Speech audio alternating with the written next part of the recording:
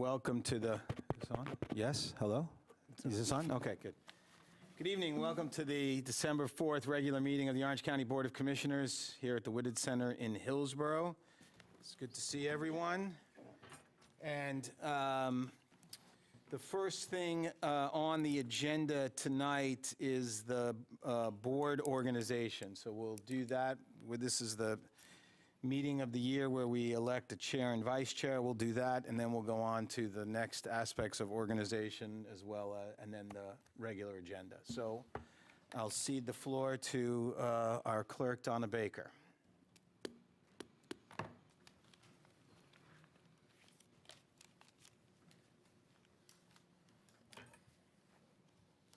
You want to say what's happening? These are the ballots for chair first. I will distribute them, then I will pick them up, and I will read each one and also the signatory of each one. And then we'll do the same thing for the vice chair. Can I vote for you? Sure. Write and vote. Donna for chair.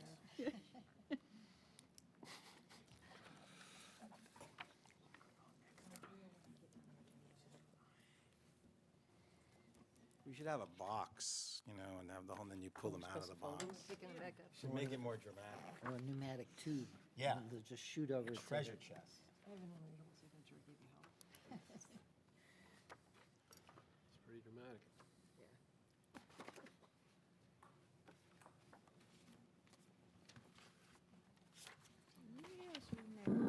Okay. Mark Dorson, signed by Renee Price. Mark Dorson, signed by Earl McKee. Mark Dorson, signed by Barry Jacobs. Mark Dorson, signed by Mark Dorson. Tough, I wasn't sure what. Tori Dan writing. Mark Dorson, signed by Penny Rich.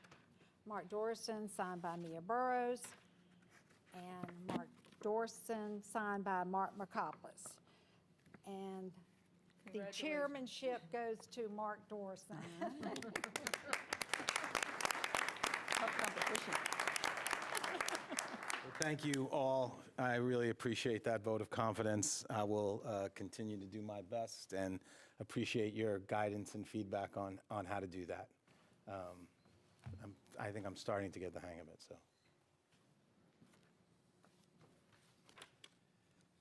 Write and vote.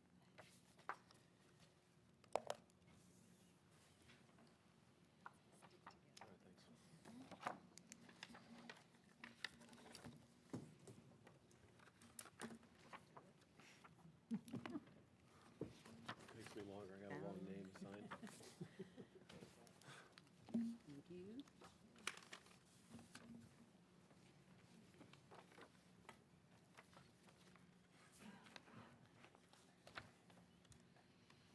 Okay, ballot for board vice chair. Penny Rich, signed by Renee Price. Penny Rich, signed by Barry Jacobs. Penny Rich, signed by Earl McKee. Penny Rich, signed by Mark Dorson. Penny Rich, signed by Penny Rich. Penny Rich, signed by Mark McCopless. And Penny Rich, signed by Mia Burrows. Vice chairmanship goes, or vice chairship goes to Penny Rich. Thank you. I hope to continue to be a good partner to Mark. I'm sorry, Commissioner Dorson. Fine. All right, ordinarily what we do at this point is vote, designate our voting delegate for the North Carolina Association of County Commissioners and the National Association of County Commissioners. I had sent an email to the board suggesting we table this till given the discussion we had a few weeks ago about selecting boards and commissions and seats, suggested we tabled this until we do sort of be part of that discussion. But I, certainly want to hear what the board has to say about that.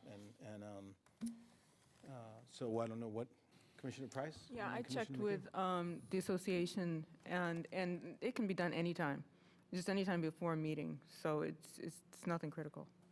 And my, point in time. Commissioner Price is currently serving in both those seats, and my sense is she would continue until the, the selection. Commissioner McKee? Yes. Am I correct that starting next year, we had already decided that the appointment would be made in November? Yes. Given that, I really would prefer not to change it this year. We've had a longstanding habit or process of making these appointments at the organizational meeting, and given that we've already decided to make the change next year, I just prefer to keep it like it is now. Any other thoughts? Do you need a motion? Yeah. I'm going to move that we hold off on the appointment to when we do the regular appointments in January. Second. Okay, motion has been made and seconded. One correction, they'll be done in February. I'm sorry, February. All right. Are you amending your motion? I will amend my motion till February. I will second that amended motion. All right, is there any other discussion? All right, motion's been made and seconded. All those in favor, say aye. Aye. Those opposed? No. Motion passes 6-1. McKee dissenting. All right, then the next thing on the agenda is the appointments of the manager, clerk to the board, and the county attorney. Do you want a nomination? Yeah, I think that is the appropriate way to go. Do we do it as a nomination or? You usually do it as motions. As a That was motion? motions, yeah. I move that we reappoint Bonnie Hammersley as manager. from the- Second. All right, motion's been made and seconded. Any discussion? All those in favor, say aye. Aye. Those opposed? That passes 7-0. Congratulations. Thank you very much. And I will move that we maintain Donna Baker as clerk to the board. Second. Motion's been made and seconded. Any discussion? All those in favor? Aye. Those opposed? That motion passes 7-0. Okay, and finally, I move that we maintain John Roberts as our county attorney. Second. Motion's been made and seconded. Any discussion? All those in favor? Aye. Those opposed? That motion passes 7-0 as well. Congratulations all. Thank you. All right, next up are additions or changes to the agenda. And I have one, but I know there's some others. Yeah, Commissioner Yeah, Price? I didn't see on our agenda the making a nomination to the Cardinal Nominating Committee, which needs to be done by the end of this week so they can do their processes next week. Yeah, that's the item I was going to add as well. Oh, So, okay. yeah. Information is at your places. Oh. The email, and. Oh, okay. And I've got a notation under the chairs on when you make petitions and presentations. we do it. So this is about the selection process for new Cardinal Health Board members. Most folks are aware of the debacle that's been happening with Cardinal, and so there is a process now in place to appoint new board members from each of the 20 counties in the Cardinal service area. And what we've been asked to do is to appoint somebody to the nominating committee. Correct. And so we can go ahead and, let's go ahead and add this to the agenda under item 4, I guess. I was just going to put it under 3. All right, when we'll y'all do make it under announcement number 3. So, petitions. Commissioner Price, you want to make that as a motion, that this gets added as? Yes, I move that we add this to the agenda, the Cardinal, the nomination for the Cardinal Innovations Nominating Committee. It's nothing Second. more. All right, motion's been made and seconded to add the Cardinal Nomination Committee appointment. We'll propose to add it under item 3, as I'll do it under petitions when it's my turn, and that'll be on after we have public comment. Any discussion? All those in favor? Aye. Aye. Those opposed? Okay, so that is added to the agenda. Any other additions or changes to the agenda? All right, and there's a significant amount of information at everybody's places. In addition to the memo that we just referenced, there's a PowerPoint for item 4A on the voluntary farmland preservation program. There is a handout of a PowerPoint for item 4B, which is a report from the Fire Chiefs Association. There's an email regarding the Mountains to Sea Trail. There is some additional information about the Orange County Consolidated Housing Plan. And there is also another PowerPoint for item 6A regarding the Department of Human Rights and Relations. All right, everybody have that, I hope.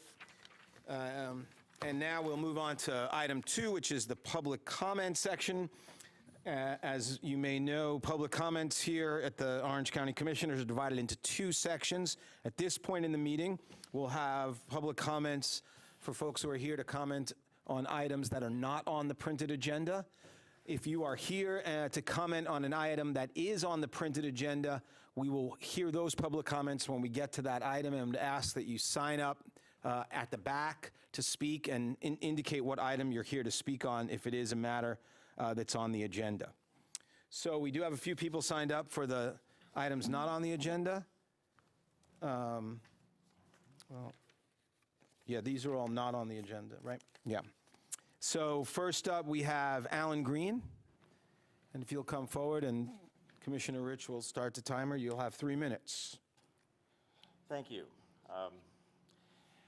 And I'm glad I can still reference Chairman Dorison.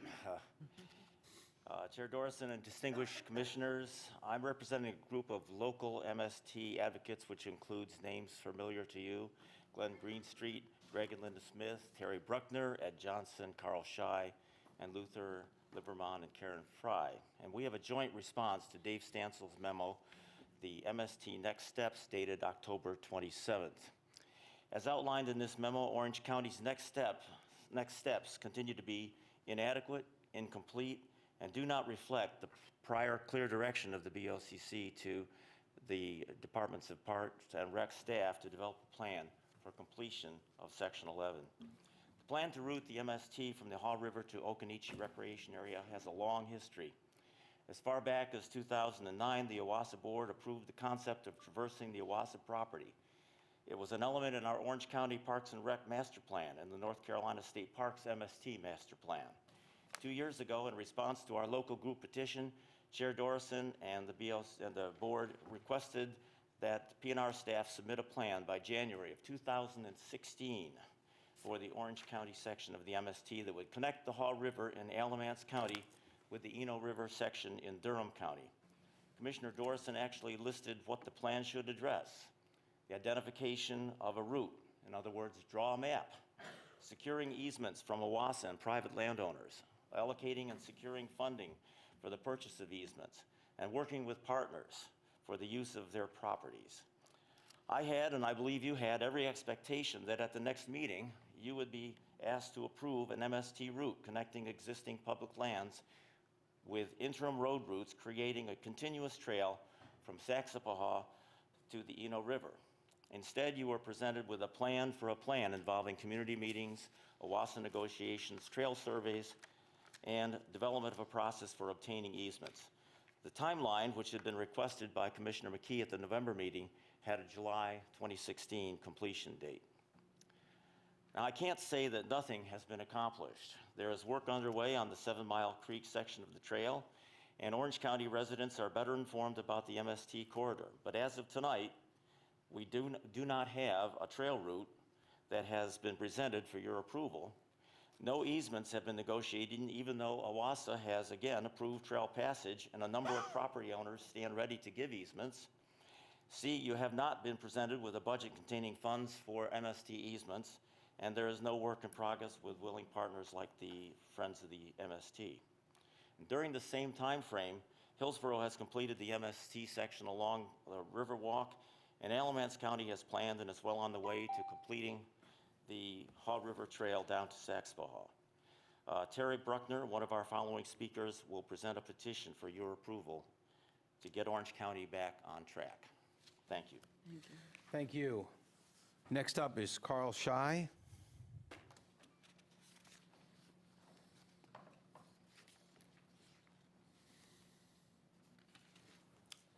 Good evening. I'm here to represent three landowners who want to make donations of easements to the Mountain Sea Trail, all border the present Owasso property. So on the north end, Ed Johnson is offering an easement for access to the Owasso property from the north, near the corner of Buckhorn Road and Bradshaw Quarry Road.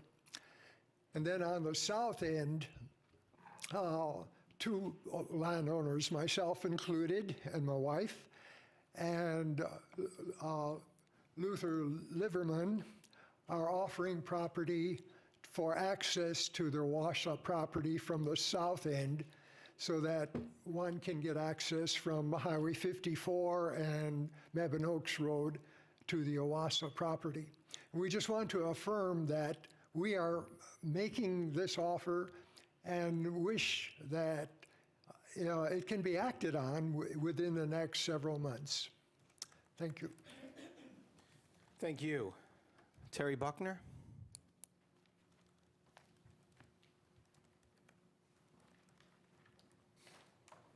Hello.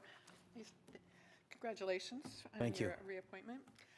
You've heard the context for how we got here, why we are here tonight, and you have our petition at your desk. So we have three requests.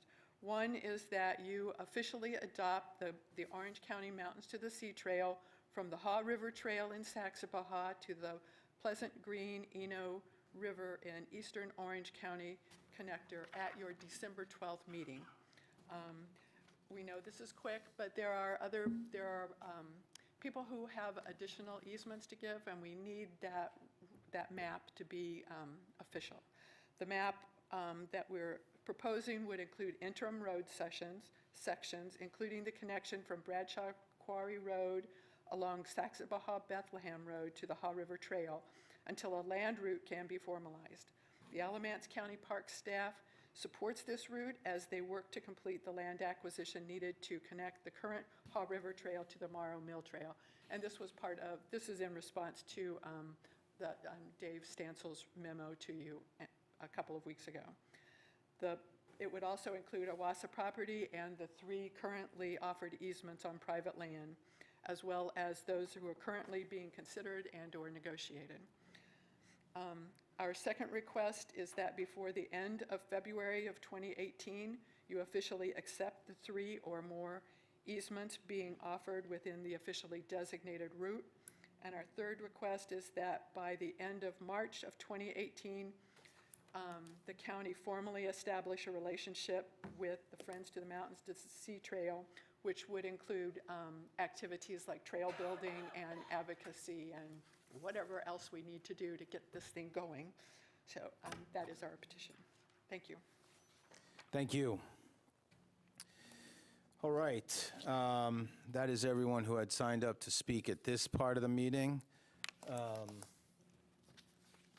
I would be interested in getting some more information back from staff about this petition. And so I'd like to ask if we could ask Mr. Stansel and the manager to just bring us back some information about, these requests and what they mean and whether or not, that there's action to be taken by us at this point. We will. Commissioner Jacobs, then Price, then Rich. If we could just ask to have that back by the meeting on the 12th, so that it's not interrupted by the break, that would be good. Commissioner Price?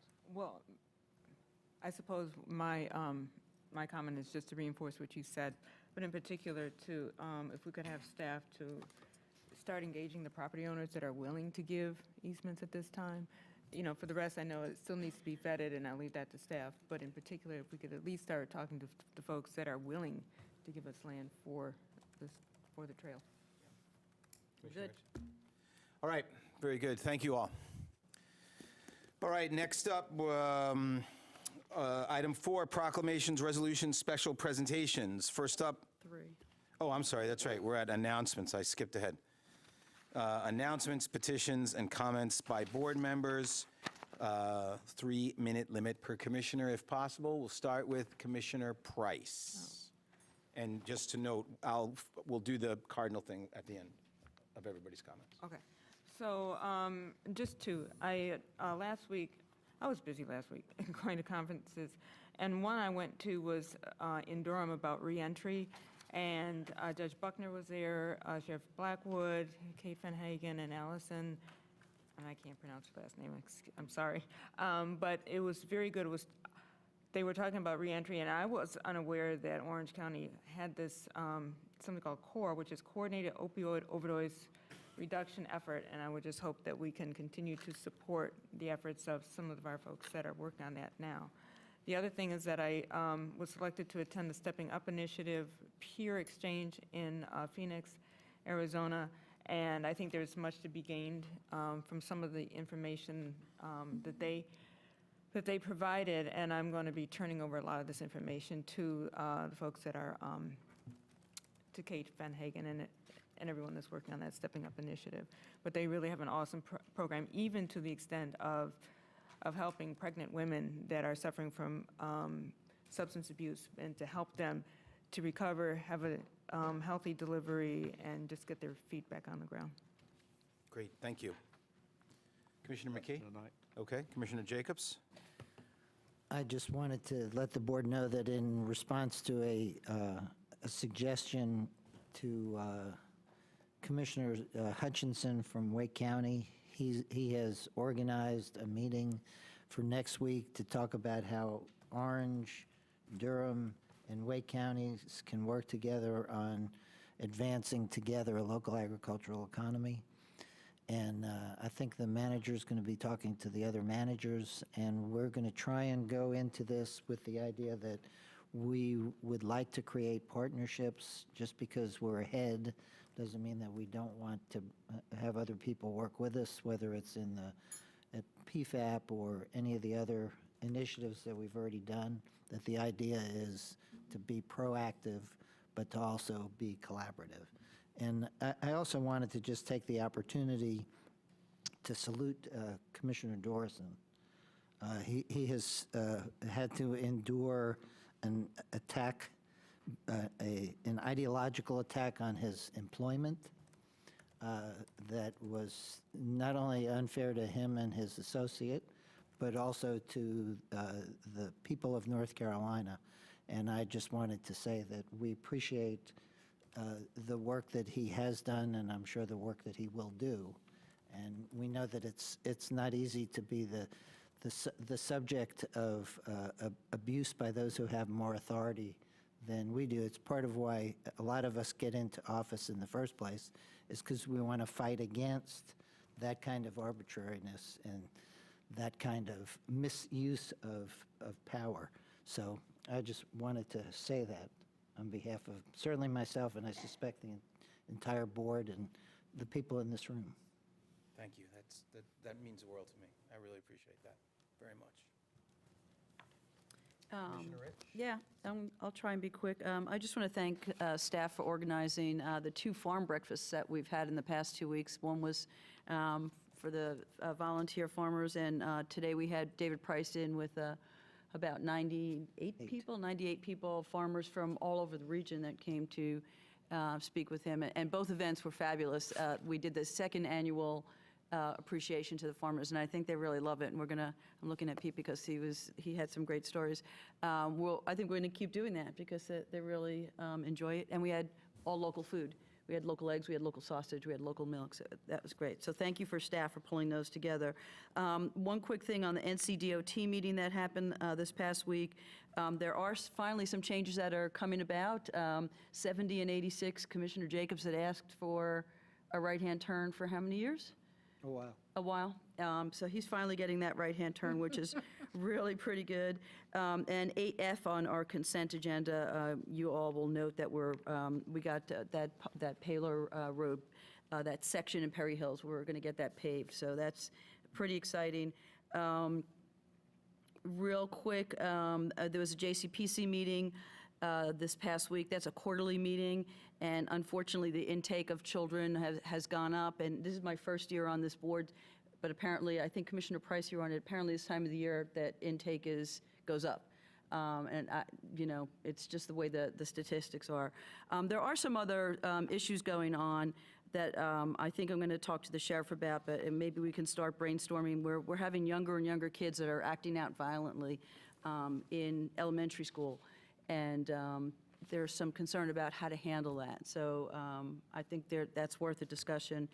And Leslie, Jim, and Travis and I had our, every 6 weeks we get together or so to talk about broadband, and we have some movement on working with that grant that we put into the budget last year, and I think we'll be able to bring back some news about that in a couple of weeks, some good news about that. So we're going to wait for that to all happen, but a lot of people don't think that because you don't hear about broadband, and Commissioner Dorson raised this in the agenda review last week, that we're not working on it, but we really are. It's really baby steps with this because we're fighting the state every step of the way. So, but we're working it. So, and that is it. Thank you. Thank you. Commissioner Burrows? So at such time as you appoint a committee to work on what we bring to the state legislators, I do think we will want to put front and center the issue of school capital.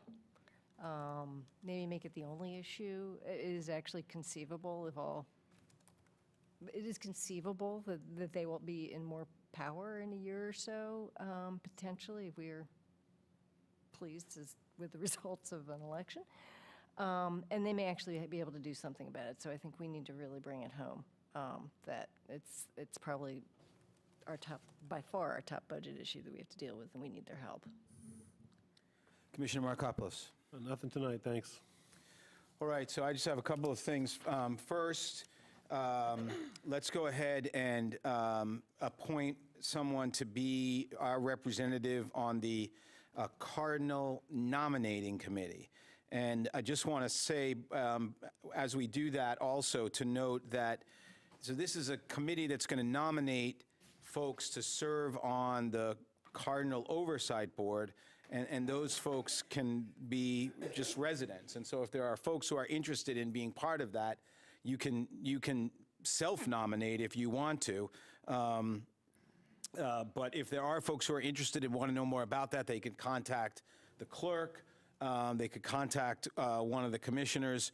And there's also information from DHHS, I believe, about this that's available online. So what we're asked to do tonight is to appoint one commissioner representative to serve on a nominating committee. So is there anyone who, Commissioner McKee? Yes, Commissioner Price has been our representative on the local board. I think probably she is more familiar on a day-to-day basis of what's going on with this, so I would nominate Commissioner Price for the nominating committee. All right. Second. All right. I'm sorry, Commissioner Price, do you want to do it? Yeah, I was about to ask. I cleared that. I took care of that. Oh, you did that right? Okay. All right. So, yeah, I was going to ask too. That's a hard way to And go. I'll just say that the association is also working with Secretary Cohen on this, so they'll be helping to pull some of the folks together and get things moving. There has been a conference call, and that's why things are rolling as quickly as they are. And Verla Insko and Valerie Fishy have also offered to help in this as well. And if we need any further information, Rick Bruton is sitting out in the audience tonight. All right. Are there any other nominations? All right, so there's been a motion made to have Commissioner Price serve as the county's rep on the Cardinal Nominating Committee. All those in favor? Aye. Those opposed? That passes 7-0. Congratulations, Commissioner Price, and thank you for doing that. It's a fairly thankless thing. I just had two other quick things. One, I wanted to let, I was at a meeting today with the mayors of Chapel Hill and Carrboro and the planning staffs and our planning staff about the Green Tract. And it was a good discussion, and we are pushing forward to have that rescheduled Assembly of Governments meeting where that'll be on the agenda, hopefully in January or early February. I think I can just tentatively report that there's been a lot of progress made. I think it's important that we all get together and so everybody's up to speed on what the staffs have been doing, but they've been working really hard. And I think we're at a point where we need to have a shared base of information so then we can go forward with whatever questions or next steps, or there are some decision points that we want to take to keep this moving forward. And I was very much pushing at the meeting today that we want to do it as soon as possible and keep the momentum going. So we should, I know the manager is working on that, on setting that up, and we're hoping to have it in, the end of January or early February. And then the last thing I just wanted to mention, again, I wanted to thank you all for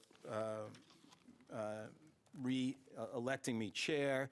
I wanted to thank Commissioner Jacobs for his kind words, but I really wanted to thank all of you for your patience and indulgence with me over the last couple of months. It has been a particularly stressful time for me personally, and I've been, admittedly, have been, preoccupied with a lot of things going on, and you all have been very gracious and very supportive, and I really appreciate that. So thank you.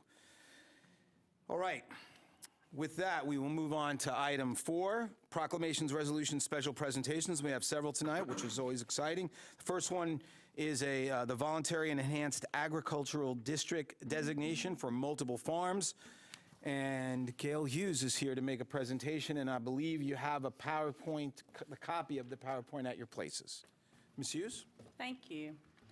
I was looking around the room. I don't believe any of our farmers made it tonight. Several had some conflicts. We did see a lot of them at the breakfast last week, and we do appreciate Commissioner Rich, you being able to join us. We really do appreciate it, and welcoming those farmers, and also compliments to our manager, Ms. Hammersley. She did an excellent job, and the farmers really appreciated her words also.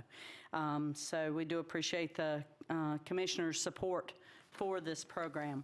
I'm going to go through our program and the enrollment tonight.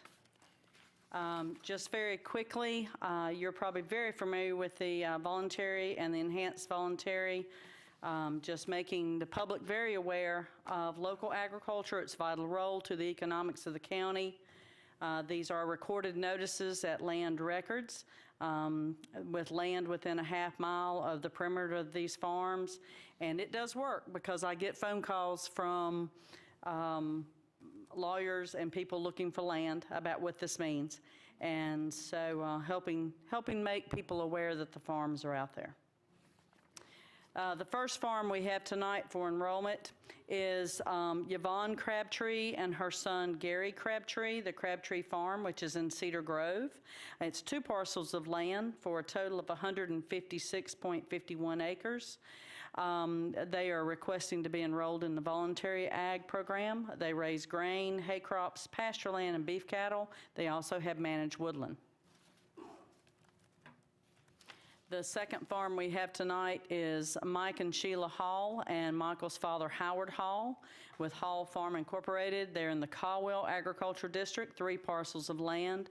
They're requesting to be enrolled into the voluntary ag district with 156.35 acres. They raise soybeans, tobacco, grain crops, hay land, and they also have managed woodland also. The next is a name that's probably familiar to many of you, Ken Dawson. He is on our Ag Preservation Board, and his wife Elizabeth Outlaw. Maple Springs Farm, they're being asked to enroll in the Voluntary Ag District Program. They have 80.04 acres. They're in the Cedar Grove Agriculture District, and this encompasses 2 parcels of land. They raise fruit and vegetables and crops and herbs and flowers. We also have Jeff and Jane Gledhill. They already have 1 parcel in the voluntary ag program. They are requesting to enroll a farm across the road that they purchased in the enhanced voluntary ag program, 29.61 acres. They are in the Cedar Grove Ag District. This is one parcel of land. It's all woodland and forestry acres, and it is also in a permanent conservation easement with Orange County in the Lands Legacy Program. The next is Andy and Deborah Gates. They are in the Caldwell Agriculture District. They are asking to enroll 2 parcels of land into the voluntary ag program for 111.01 acres.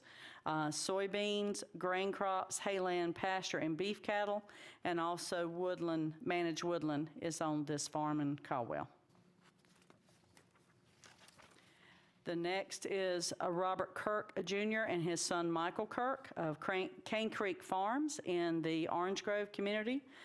They are asking to enroll into the Voluntary Agriculture District Program, 84.09 acres. They are in the Cane Creek Buckhorn Ag District, 2 parcels of land.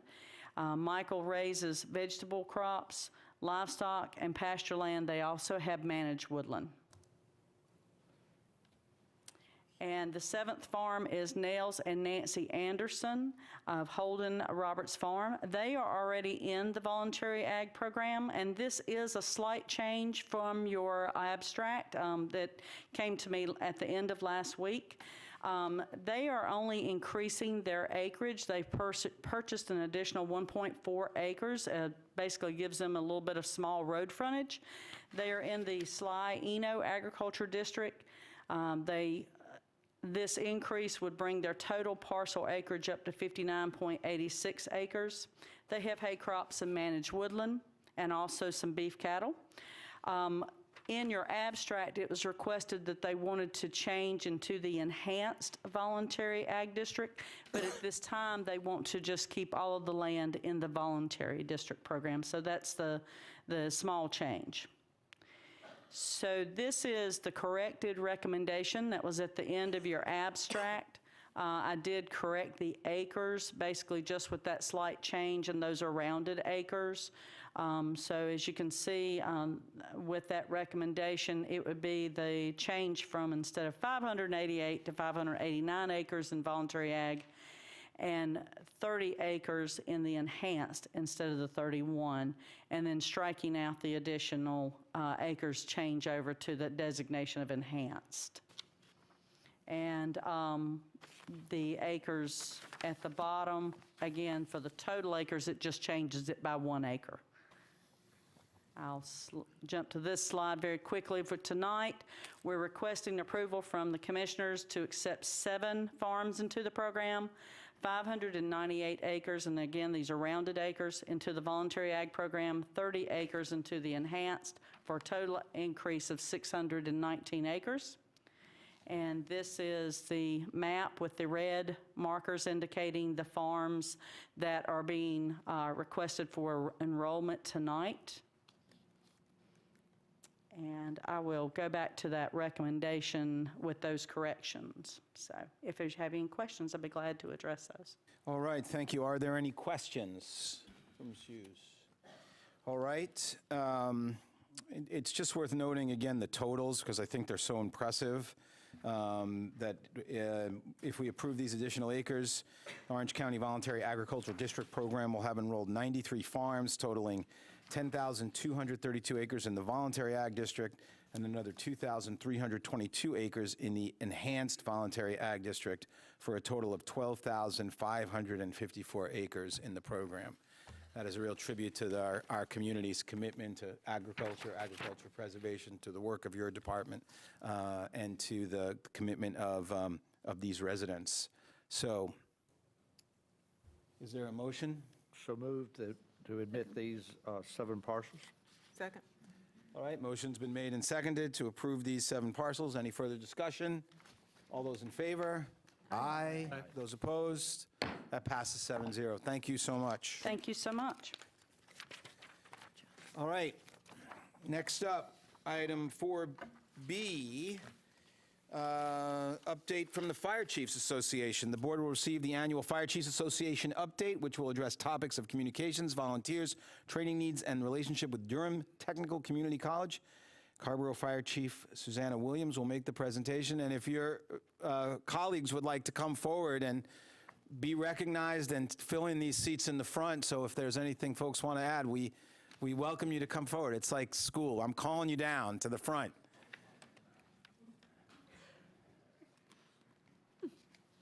Good evening. Good evening. Yeah, fill up the whole front area. You just made their night. Well, I'm going to ask you to recognize them all when you finish the presentation, so.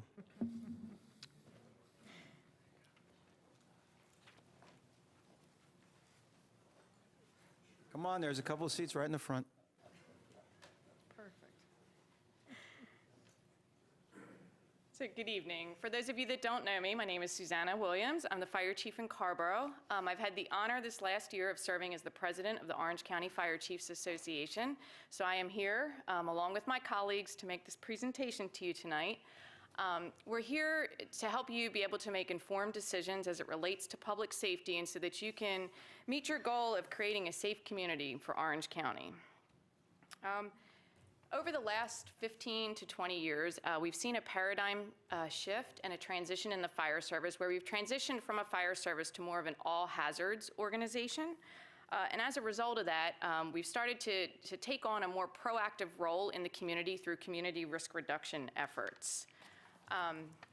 These efforts include a lot of different things. So on the proactive side, we're doing things beyond just the fire prevention. So we're doing things such as car seat checks, providing reflective address signs in the community. We do smoke alarm installations as well. And so this slide just gives you an idea of some of the activities that the fire departments have participated in the past year. Eno has done a fantastic job with the address signs, I'd like to point out. And Carborough, my own department, has done a fantastic job of installing car seats for those in the community. One of the things I'd like to share is that while this chart is segmented out by department, a lot of times we'll see members from the community visiting a lot of other areas, and so each department could stand the chance to serve any member of a person in Orange County. So some of the other activities that the fire departments participate in, and this is just to the two municipal departments of Carborough and Chapel Hill. We also participate in code enforcement, so where we do fire inspections and find violations in the community. And so what this is doing is this is creating a safe place for people to live, work, learn, and play in Orange County. And this could not be done just with the fire departments. This also includes the collaboration with the business community, because when we find the violations, it's up to the business owners to correct the violations to keep that business safe. And so we do need to thank the business owners for their participation in the code enforcement piece. So one of the other activities that we participate in is training. And no longer do we train just for fire.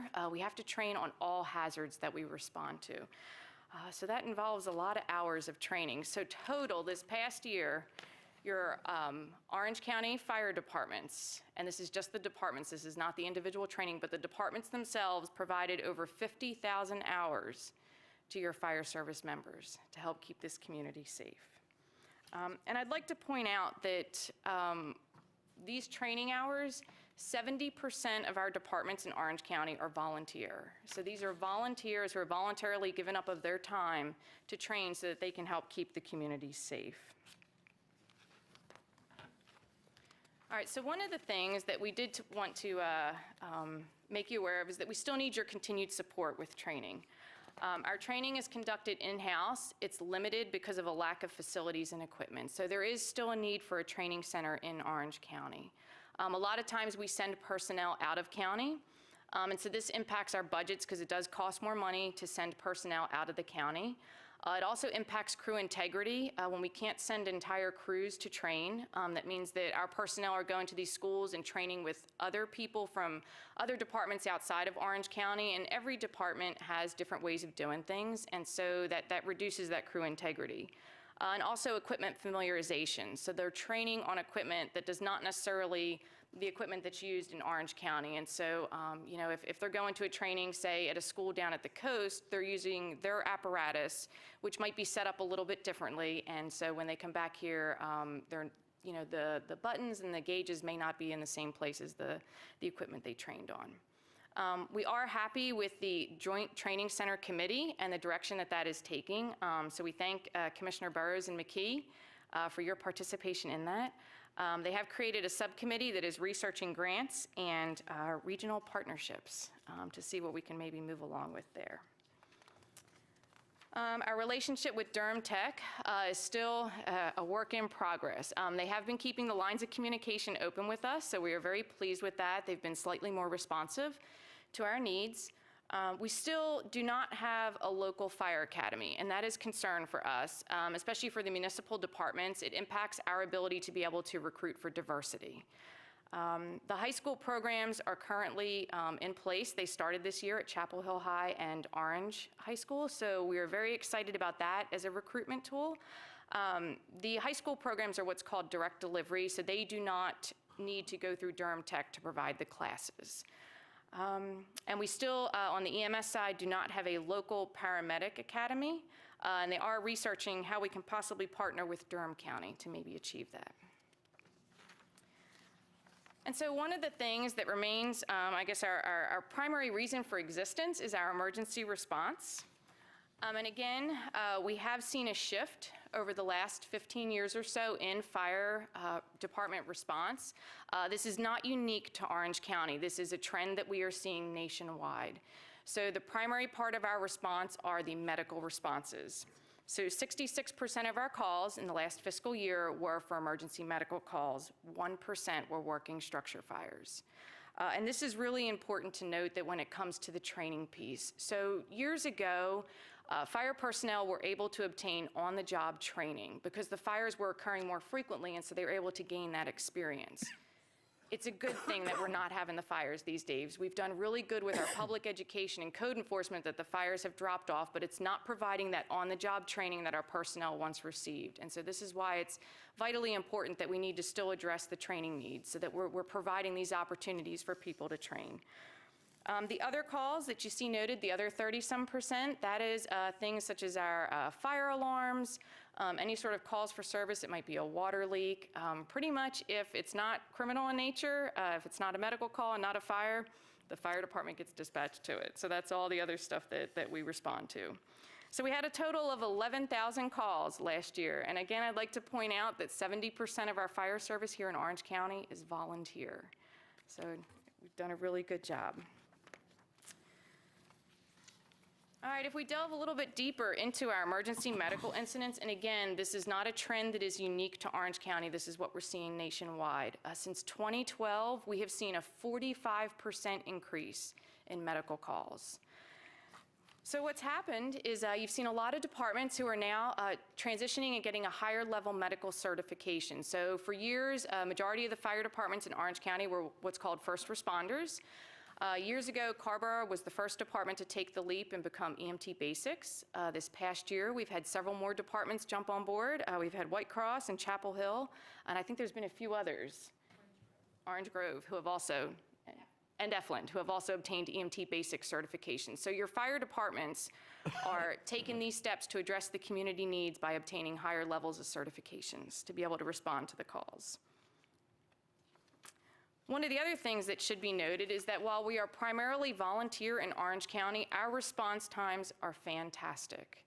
So 90% of the time, we are making patient contact for these medical calls within 7 minutes and 12 seconds. So 90% of the medical calls in Orange County, a patient will have a first responder or an EMT basic responding to their medical emergency in a little over 7 minutes. That is a fantastic response time for a primarily volunteer community. So that brings me to what's the value of these departments to Orange County. So one of the things is there's a lot of collaboration that makes this value possible. So one of the things that you may or may not be aware of is that we have an auto aid agreement in Orange County. This auto aid agreement ensures that when there is a structure fire call, you are going to get at a minimum 4 departments that respond. But that's not all that happens. In the back end, other departments are shuffling around so that we make sure we maintain that coverage throughout all of Orange County. So this collaboration, there's no silos that exist in Orange County, unlike some other areas. We share and work together and make sure that we maintain that integrity of response for Orange County. We have a risk assessment subcommittee that's been created. And this committee is identifying where the risks are in the community, and they're going to help determine where we should place resources that are funded by you to meet the needs of Orange County. We have, in the last fiscal year, over $15 billion of property that has been saved in Orange County. And again, this is not just through the emergency response, it's also through the community risk reduction efforts that departments participate in, and again, the business owners that help with the code enforcement piece. So the value to the communities. So the volunteers that live in the communities know the communities like the back of their hands. The citizens trust these fire service members. The fire service members sometimes help guide EMS into the scene, where the paramedics might not be familiar with the area, so they can help guide them in. They know the constituent history, so a lot of times they know the people in the community, and that can really help provide that medical response. And these medical services are provided in collaboration with Orange County Emergency Services. And so this leads to enhanced quality of life for citizens and visitors in Orange County. And one of the things we'd like to share with you is that we've had several cardiac saves. And one of them, we had one of our saves who wanted to share a message with everybody. I'm Mike Jones, and I'm a survivor of a heart attack at Finley Golf Course. And I was out playing golf with some friends late July of 2016, and had made it as far as the 15th green, and the day was really hot. We were all sweating. We got to the 15th green, and for the first time that day, I was standing over a birdie putt, and I guess I got so excited that all of a sudden I just fainted. I remember going down, and I remember getting up to my feet and having enough time to tell my playing partners that I thought I was done for the day. And I was really right, because very shortly thereafter I went down again, and from that point forward I don't remember much of anything until waking up in the hospital. Fortunately for me, coming up the fairway behind us was a young man who was a cardiac ICU nurse at the hospital in Chapel Hill. So when he saw what was going on, he ran up to the green and pushed my playing partners aside, who were doing the best they could, and started giving me CPR, and continued for about 6 minutes. At the same time, other people were putting in calls to the necessary parties, and the nearest response station was just a couple of blocks away up the street, but Dick called to a much farther away station. So it took them a few minutes to get there, and this cardiac ICU nurse administered CPR for approximately 6 minutes all by himself. And if you've ever done that, you know that's a real feat. So when the crews got there, they realized that I was on a part of the course that they couldn't get the ambulances to. The small bridges wouldn't carry the weight. And so they basically had to trundle the stretchers and equipment on dry ground for quite a distance to get to me. At the same time, people at the clubhouse were made aware of what was going on, and at that point they only had one AED located at the clubhouse.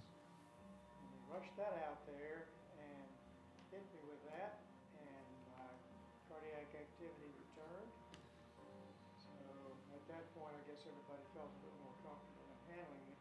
I think everybody pretty much knows by now that it's that first 5 minutes into an episode like that that makes all the difference in the world. Grateful to Orange County EMS and the fire departments of Orange County. During the acute episode, I really had no pain, as people typically associate with a heart attack. And a certain percentage of us who have that kind of thing basically just pass out, which is what happened to me. But I later found out, after everything had settled down, that the first people on the scene were the Chapel Hill Fire Department people who took over from the young man who was a cardiac ICU nurse at Orange put in their 2 cents, and they got me to the hospital, and everything turned out okay.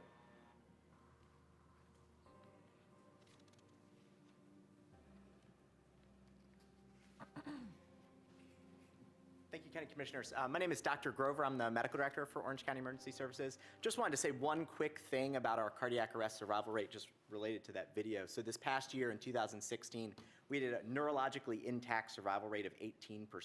That's actually more than double the national average for the United States. And really, the primary indicator for that is our phenomenal care provided by our first responders and, of course, Orange County Emergency Services as well. The primary indicator for survival in cardiac arrest, as our video just demonstrated, really is rapid access to CPR and rapid defibrillation. And that is entirely dependent on how quickly and how able our fire departments are able to respond and provide the care needed. And so really, I think, as we can all see from this video, and as I mentioned before, the 18% of neurologically intact survivals that we had this past year, it's entirely based on the phenomenal care provided by our fire departments and our Orange County Emergency Services. Once again, just to clarify, when I say neurologically intact survival, what I'm talking about is these are people who had a cardiac arrest, right, whose heart effectively stopped and are now back into our community and are functioning at a normal quality of life, right? We're not talking about people who are a survivor but not able to contribute back at their workforce, not able to contribute back into a normal quality of life. These are people returning back to you and could be just sitting right next to you in the room right now. And so really, I think the biggest indicator for that is really our fire departments and our Orange County Emergency Services. So thank you so much. Thank you. All right, he said it all. Thank you, Doctor.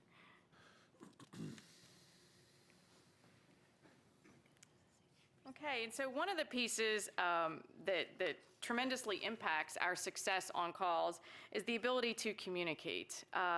So one of the things that we wanted to say was thank you to the commissioners for your support of the federal engineering project that is currently underway to study the communications piece in the county. We feel the direction of the study is meeting the needs of the fire services in Orange County. They're covering, or they're studying and looking at radio coverage countywide. And this is important because we still have several areas in the county, especially areas that impact our high-risk populations, such as the elderly or children under 5, where the radio communications does not penetrate into the buildings. And so what's happening is that while patient care is going on, first responders are having to run outside to get onto the radio to relay out to the medics that are incoming the information that they need to know, and then they're having to run back inside, gather more information, run back outside to relay that communication. And so that's a delay in time, and that's for medical calls. If it should be a fire call, that could be a firefighter that's inside the structure and experiencing an emergency and unable to communicate out. So communications is vitally important to our job. So yes, the things they're studying are looking at the radio coverage countywide, looking at the signal penetration in buildings. They're also identifying and looking at the paging system, which is primarily how the volunteers are notified when there is a call. And then they're looking at adding other organizations, which is a need because of the collaboration that we have in working with a lot of other organizations. We need to be able to communicate with transportation, with the school system, with public works, and so that's why we're very excited about this project and the direction that it's moving. So we would ask you to continue to support our communication needs. And that is all I have. So if y'all have any questions for us, myself and my colleagues would be glad to answer them for you. All right, thank you, Chief. Are there questions? Commissioner McKee? Commissioner Markopoulos? I don't really have a question, but there are 2 other things that are important that the departments and the emergency services are doing. One is co-location. I'm aware of at least one and probably more outcomes that would have been less than positive, let's say, and the person affected probably would not have made it without co-location. Could you mention the departments what co-location is and the departments that are participating in this, and maybe Kim would be good for Sure. that? So the co-location is we have certain fire stations throughout the county where, in addition to the fire department, we have EMS medics and an ambulance that is stationed at the station. We have it at both of our Carborough stations. Do you want to list the others? We're located at Orange Grove Fire Department.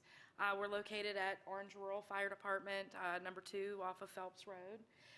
And we're located, we're working on some co-locations with the Eno Fire District. And I'm going to mention that there was an attempt at this maybe 20, 25 years ago that didn't work out very well. But this time around, it is doing very well. And as I mentioned, I think we're having some very positive outcomes that would not have happened had the co-location not happened. So thank you all for making that work, because I know that it required accommodation on all sides. The second item, and I've really got to commend the fire departments on this because there's been a lot of work that went in it. This is all behind the scenes, not anything that's going to show up in the papers as far as the work's involved. But the fire departments have, over the past probably 10 years, worked on reducing their fire ratings. And most of them, when I was in Caldwell Fire Department and an officer there were a 10. And that was, at that particular time, about all you aspired to have in a rural department. And that didn't carry a very good fire insurance rating. And those departments all over the county have reduced it to 9s, 7s. Some of the municipal departments, I think, are considerably below that. I think some of our rural departments are down to 5 and 6. So I would like to commend the departments on the work they put in, because that's something that never gets mentioned. Thank you. Commissioner Markopoulos? I'm curious about the local fire academy issue, and two questions. One, sort of basically, what is it, how long a program is it, and what's the time commitment of the person going to the academy, and what are the barriers to having a local fire academy as you see it? Sure. So the local fire academy would give us the opportunity to train persons who are interested in the fire service to have their firefighter certification. And the importance of that is so that way they are trained at least to a minimum standard, so that they have the knowledge they need to be able to be safe as they fight fire. There's a couple different ways that can be met. If somebody were to go to an academy Monday through Friday, say 8 to 5, it would probably take about 3 to 4 months for them to attain their firefighter certification. There's other areas that have explored non-traditional fire academies where it's nights and weekends. So if somebody had to maintain their job during the day and attend an academy nights and weekends to obtain that certification so they could transition to a fire service career or be a volunteer, they'd be able to obtain that certification. That would take about a year, doing it in a non-traditional manner. Some of the barriers would be the fact that we don't have a training facility. One of the pieces to the firefighter certification involves live fire training. And so without having a training facility with burn rooms that are capable to set a fire and then we send the crews in to extinguish it, we can't train on that. Sometimes people in communities will generously donate houses that they're getting ready to tear down, and if the house is still structurally sound, we can utilize that as the live fire training. But unfortunately, in Carborough and Chapel Hill, the communities are too densely populated. We cannot do live fire training with houses that are donated. So some of the other barriers, would, in addition to not having the training facility, is the equipment that's needed. So, we're having to kind of make do with what we've got. There's certain props that are utilized. So, when you're teaching personnel how to ventilate the roof and cut a hole in a roof, you can't just, people don't particularly want us to come to their house and just cut a hole in the roof to train. So we have props that are made, and typically they reside at training facilities. Did I answer all your questions? Were there any other? Well, I just thought of one more. Okay. What about the costs? Who typically pays for these, and what kind of costs are generally incurred? That's a great question. So here's the beauty of our system. In North Carolina, the certification classes are paid for through the community college system. So the cost to the community would, if we had a training center, would be the upkeep and maintenance beyond the building of the training facility. But other than that, the providing of the instructor and the any other equipment that's needed would typically be provided by Durham Tech or whoever's your local community college. Okay, thanks. Does anybody else want to add anything? Can I just add a quick follow-up to that? So if someone comes to you and says, I want to become a firefighter today, what do you tell them? They go to some community college someplace else?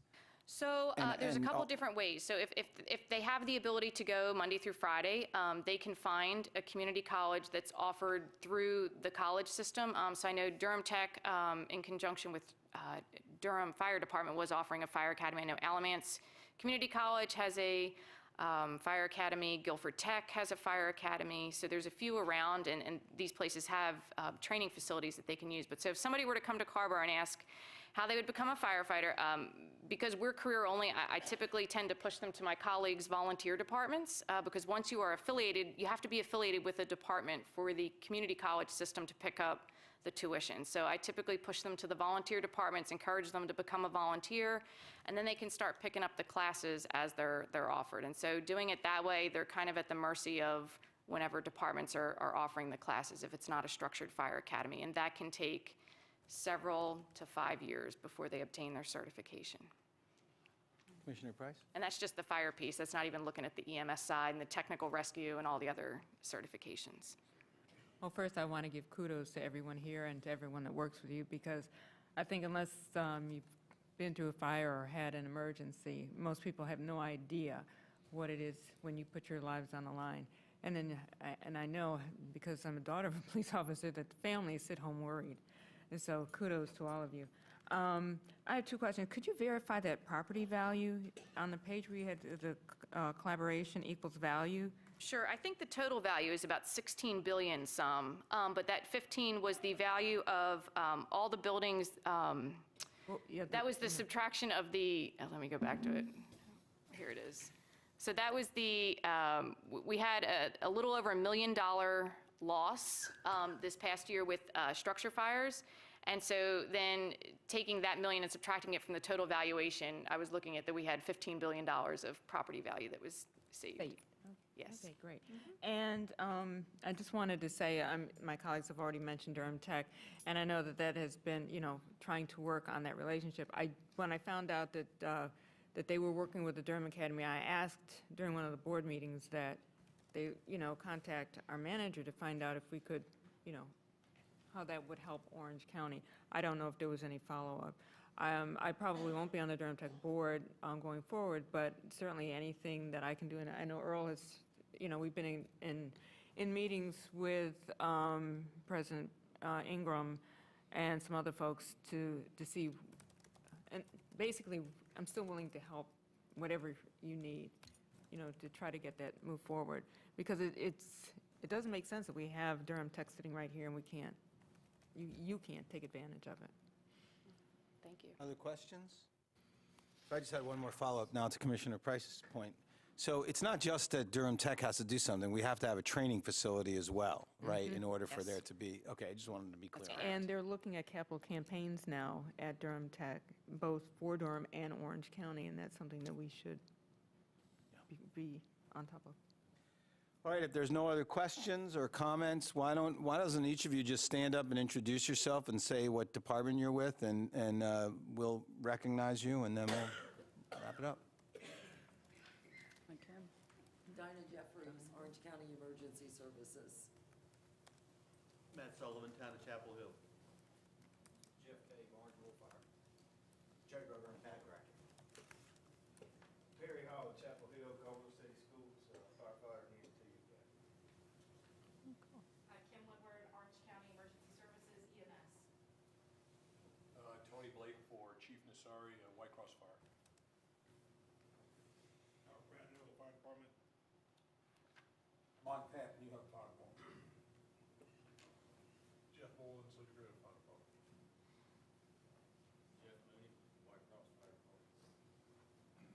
Matthew Mosey, South Orange Rescue Squad. Joe Bumgarner, Caldwell Fire Department. Jason Schaffer, Orange County Emergency Services Fire Marshal.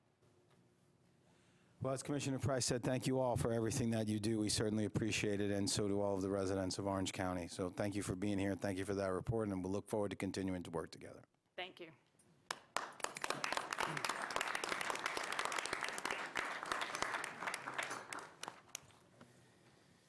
All right, next up is item 4C, proclamation recognizing December 6, 2017 as Abolition Day. The board will consider voting to approve a proclamation recognizing December 6, 2017 as Abolition Day in Orange County and authorize the chair to sign.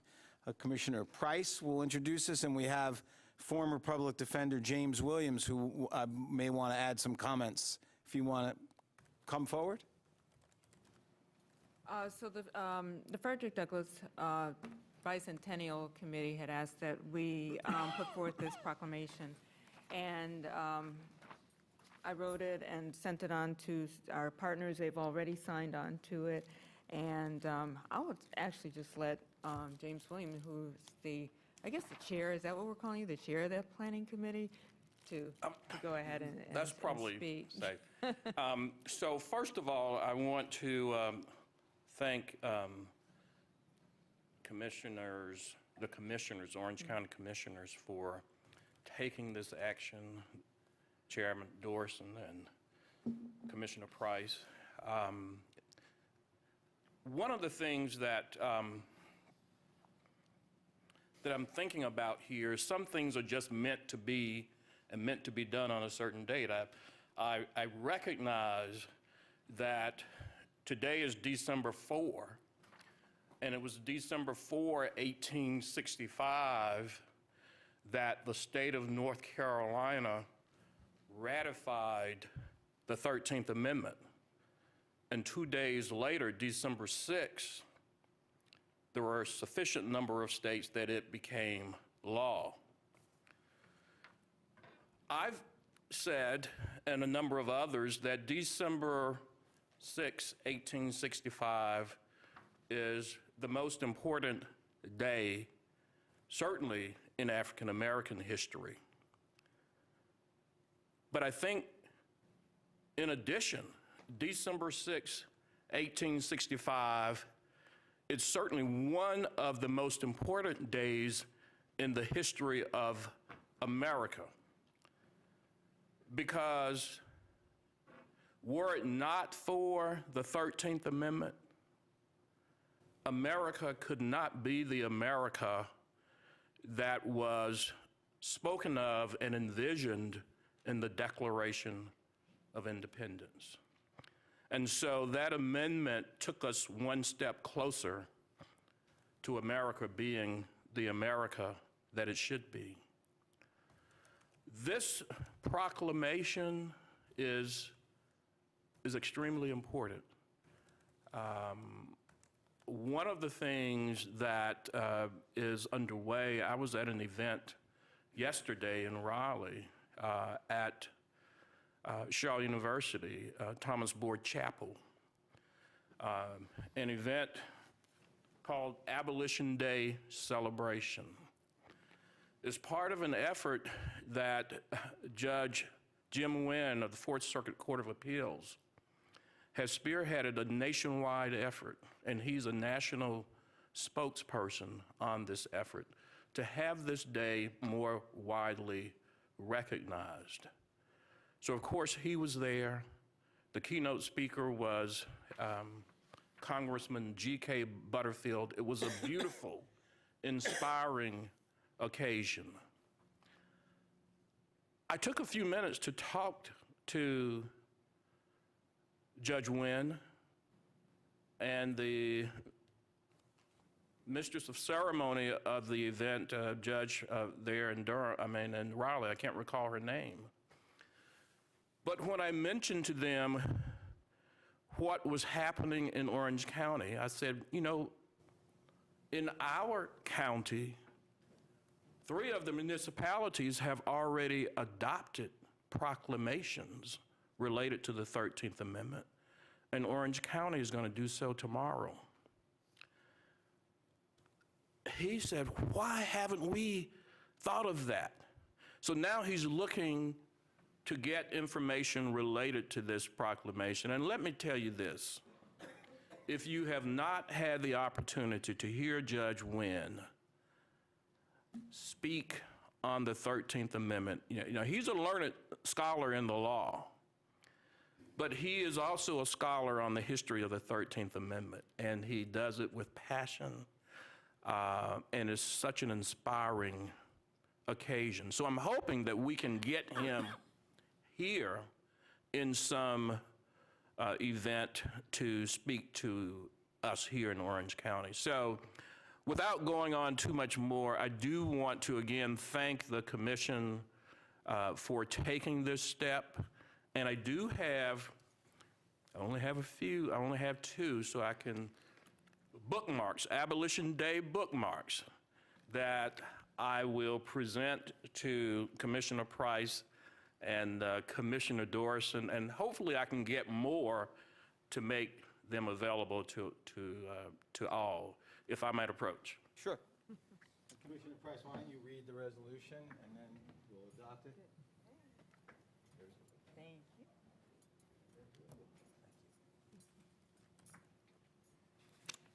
Proclamation recognizing December 6, 2017 as Abolition Day. Whereas on the 6th day of December 1865, the 13th Amendment to the United States Constitution was ratified, officially abolishing slavery in the entire United States. And whereas this historic piece of legislation occurred almost 3 years after President Abraham Lincoln signed the Emancipation Proclamation, which freed only those people held in slavery in the rebelling states. And whereas Amendment 13, Section 1 of the United States Constitution reads, "Neither slavery nor involuntary servitude, except as a punishment for crime whereof the party shall have been duly convicted, shall exist within the United States or any place subject to their jurisdiction." And whereas the 13th Amendment marked the beginning of attempts to provide protections and liberties to formerly enslaved persons, primarily the sons and daughters of Africa, as well as indigenous peoples. And whereas the journey to freedom has been and continues to be a protracted and arduous journey whereupon women, men, and children have endured violence and pain. And whereas, despite the advancements made throughout the past 152 years toward liberation and equity, people still are fighting against policies and practices intended to disenfranchise them and divest them of their humanity, citizenship, and dignity. And whereas historically marginalized and oppressed people nevertheless remain encouraged and emboldened by the spirit of their ancestors to continue the march for the full measure of freedom that they believe they shall achieve one day. Now, therefore, we, the Orange County Board of Commissioners, do hereby proclaim that December 6, 2017 shall be recognized as Abolition Day throughout the county, and urge all residents to support and engage in the ongoing struggle to ensure freedom and justice for all of humanity, locally, nationally, and globally. This, the 4th day of December 2017, signed Mark Dorson, Chair, Orange County Board of Commissioners. And I move approval. Second. Motion's been made and seconded. All those in favor? Aye. Those opposed? That passes unanimously. Let me just say, as I hand that down and get it to Mr. Williams, that I appreciate your kind words, but for me and Commissioner Price, but this was really a collective effort, and this board stands united in its support for the struggle for justice. So I just want to commend my colleagues as well for being Thank you so for voting. forcefully engaged in this. So thank you. Mr. Chair, may I ask Mr. Williams a question? Sure. Mr. Williams, given, I actually believe this is exactly what you said. It's as important as any other national holiday we have. Is there an effort being made to declare it on a national level a holiday? Yes. That is an excellent question. Actually, there is an effort, and of course, President Obama, while he was president, issued a proclamation related to the 13th Amendment. But there is an effort in which, as I mentioned, Judge Wynn and a number of others, the National Constitution Society, to have this declared a national holiday. But I think it's going to take some additional steps by localities like, Orange County to sort of build up that support to get us to where we need to be. And hopefully that will happen within the next few years. Yes, sir. I remember the proclamation, but I hadn't heard anything, any follow-up on it. And then when we got this, it dawned on me that I did not remember what had happened to follow up from President Obama's declaration. So would you keep us informed as to how this effort is moving along, please? That would be my pleasure. I certainly will. And again, thank you all. And I'll just add that the Frederick Douglass Planning Committee is planning events for next year, is 200th bicentennial, and there's a book that is going to be circulated, and actually the totality of the effort is called 1 Million Abolitionists. So this is to help to promote the whole idea. Right. Well, thank you. Thank you, my friend.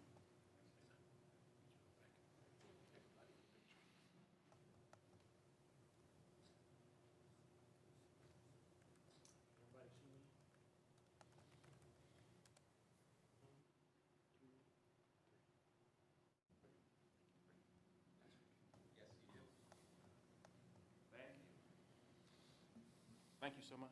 Thank you.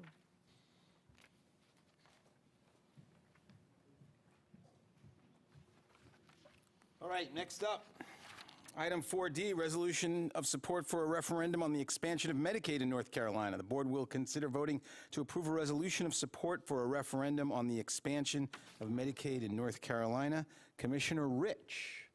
Yes, thank you, Commissioner Dorson. After Maine put a referendum on their ballot and it passed, I thought we should be doing that here in North Carolina also.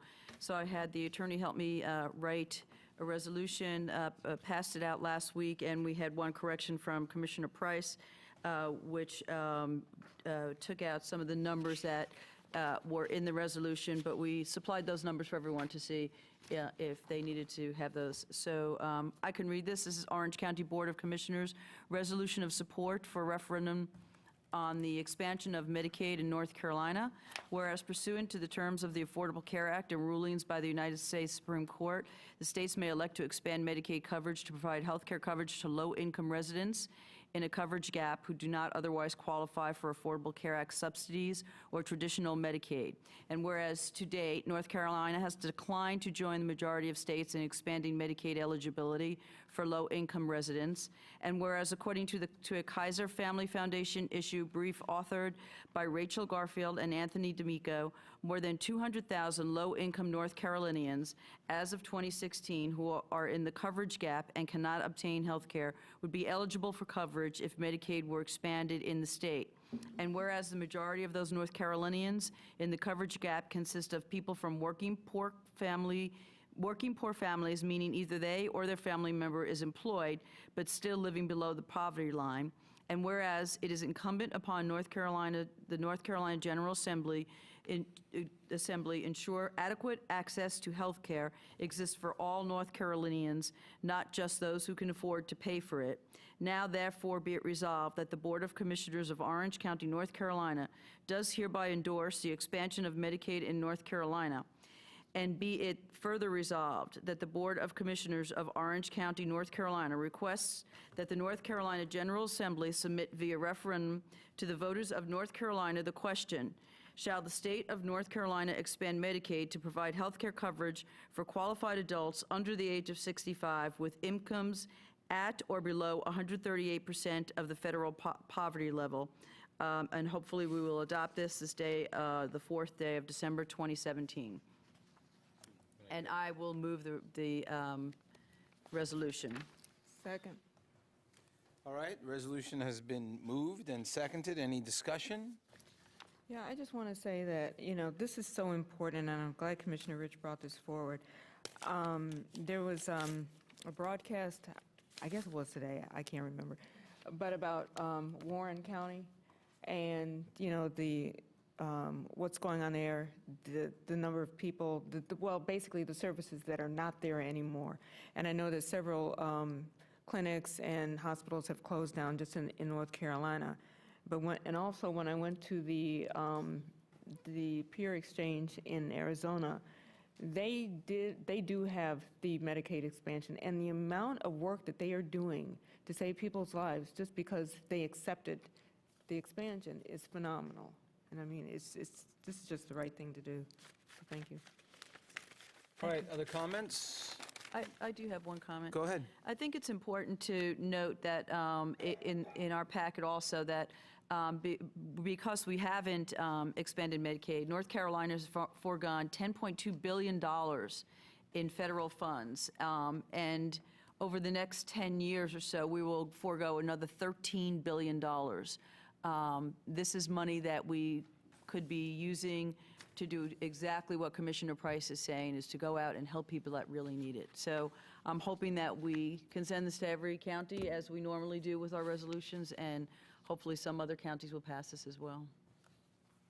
All right, thank you for bringing that forward. The motion's been made and seconded. All those in favor, say aye. Aye. Those opposed? That resolution passes unanimously. Thank you for bringing that forward, Commissioner Rich. All right, moving on to item 5, public hearing. We have one on the agenda tonight, a joint public hearing with the Historic Preservation Commission regarding the proposed designation of the Dr. Arch Jordan House in the Caldwell community as an Orange County local historic landmark. The board will conduct a joint public hearing with the Historic Preservation Commission to receive public comment on the application and propose ordinance to designate the Dr. Arch Jordan House as a local historic landmark. Peter Sandbeck from the Historic Preservation Commission is here to make a presentation. Should we open the public hearing before he begins? I usually like to give a background on it to build a case for the public hearing, if that's okay. That would be fine. All right, go ahead. Okay, thank you very much. I'll try to be brief. You've had a busy agenda. Prior to opening the hearing, I'd like to give the background, and I'd also like to recognize the members of the Preservation Commission here in the front row. They give their time and energy and effort to help protect our historic resources in the county, and they fully support designating the Dr. Arch Jordan House as an Orange County local historic landmark.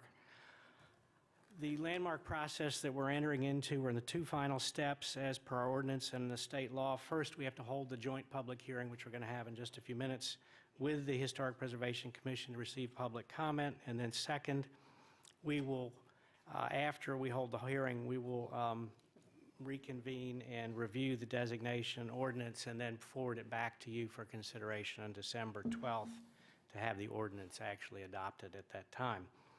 And just briefly, the state legislature created the local landmark program back in the 1970s to give local governments a tool to encourage and promote preservation of historic structures for the public benefit. Landmark status can only be conferred through an ordinance passed by the elected officials of a local government. There's a full public notice process. Adjoining property owners are notified 2 times in advance. Public notices are posted in the papers for this hearing tonight. Orange County started its landmark program in 1991. To date, the Board of Commissioners approved 9 landmarks. It is a voluntary program. Owners enter into it voluntarily. Our ordinance stipulates that the Historic Preservation Commission must determine that a property proposed for designation possess special historical, archaeological, architectural, and/or cultural significance for Orange County.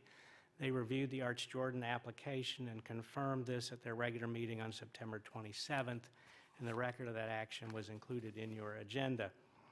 This determination from the HPC still goes to the state, and the State Historic Preservation Office reviewed their evaluation and approved it and turned it back over to us for the final steps.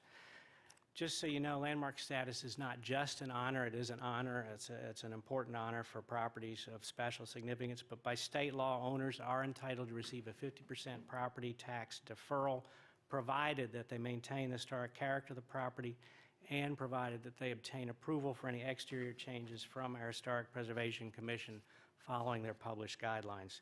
The intention of the tax deferral is to provide a form of financial incentive to allow property owners to spend a little extra money on maintaining their historic properties for the public benefit. Anybody who has a historic house or maintains a historic house knows how expensive it is and how labor-intensive it is and expensive it is. And the maintenance of houses like this, the Dr. Arch Jordan House, for example, usually employs local contractors and craftspeople who purchase supplies from local merchants. So now I'll briefly show you where the property is located up on North Carolina 57 in the Caldwell community. Commissioner McKee knows that area pretty well, and I'm sure anybody who's been up 57 has seen this house. It certainly stands proud and overlooks 57 in a beautiful pastoral setting. The house is considered to be one of the finest examples of what's called the Italianate style, still standing in the county. It was first identified and recognized as being significant when it was put on the National Register of Historic Places in 1998.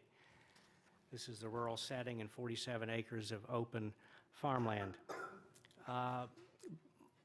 Orange County policy is to have a landmark designation that encompasses a parcel of property appropriate for the size of the house and its view shed. And in this case, we are not designating the entire 47 acres, but an 8-acre portion of that along the road and around the house, and including the historic barn. Really briefly, the house was built for Dr. Archibald Curry Jordan, who was hailed in publications in the late 19th century as one of the best medical doctors in the state, right here in Orange County. He was a prominent community leader and businessman. He owned it until 1905, when it was purchased by the local Presbyterian churches and used as a Presbyterian manse. Purchased by the McKee family in 1929, and is still owned by a descendant of the purchaser, of the McKee family purchaser. Here's the location of it. It's shown on 1891 map, and it shows the house, Dr. A.C. Jordan, and across the road is something called the Caldwell Institute. And this was a boarding school, a private boarding school founded in the 1880s, highly respected. Here's a photograph of it from an 1891 map we have of the Tate map of Orange County. And Arch Jordan was a trustee, founding member, and a patron of the Caldwell Institute. And here's the brochure where they talk about we have a brochure of the Institute to talk about all the important institution classes and rules that they had. They were very strict about who could go out on Sundays from school. They had boarders up there. So anyway, it was an important local school that turned into the local Caldwell Community School and then became a public consolidated school in the 1920s. The house is a great example of a rural Italianate style farmhouse and is worthy of designation. And so now I'd be happy to answer questions or sit down. We can start the public hearing. Are there questions? All right, how about a motion to open the public hearing? So moved. Second. All those in favor? Aye. All those opposed? Motion passes 7-0. The public hearing is now open. Is there anybody who signed up to make comments on this matter? Do any of your colleagues from the Historic Preservation Commission wish to make any comments, since you've come all this way and sat patiently all this time?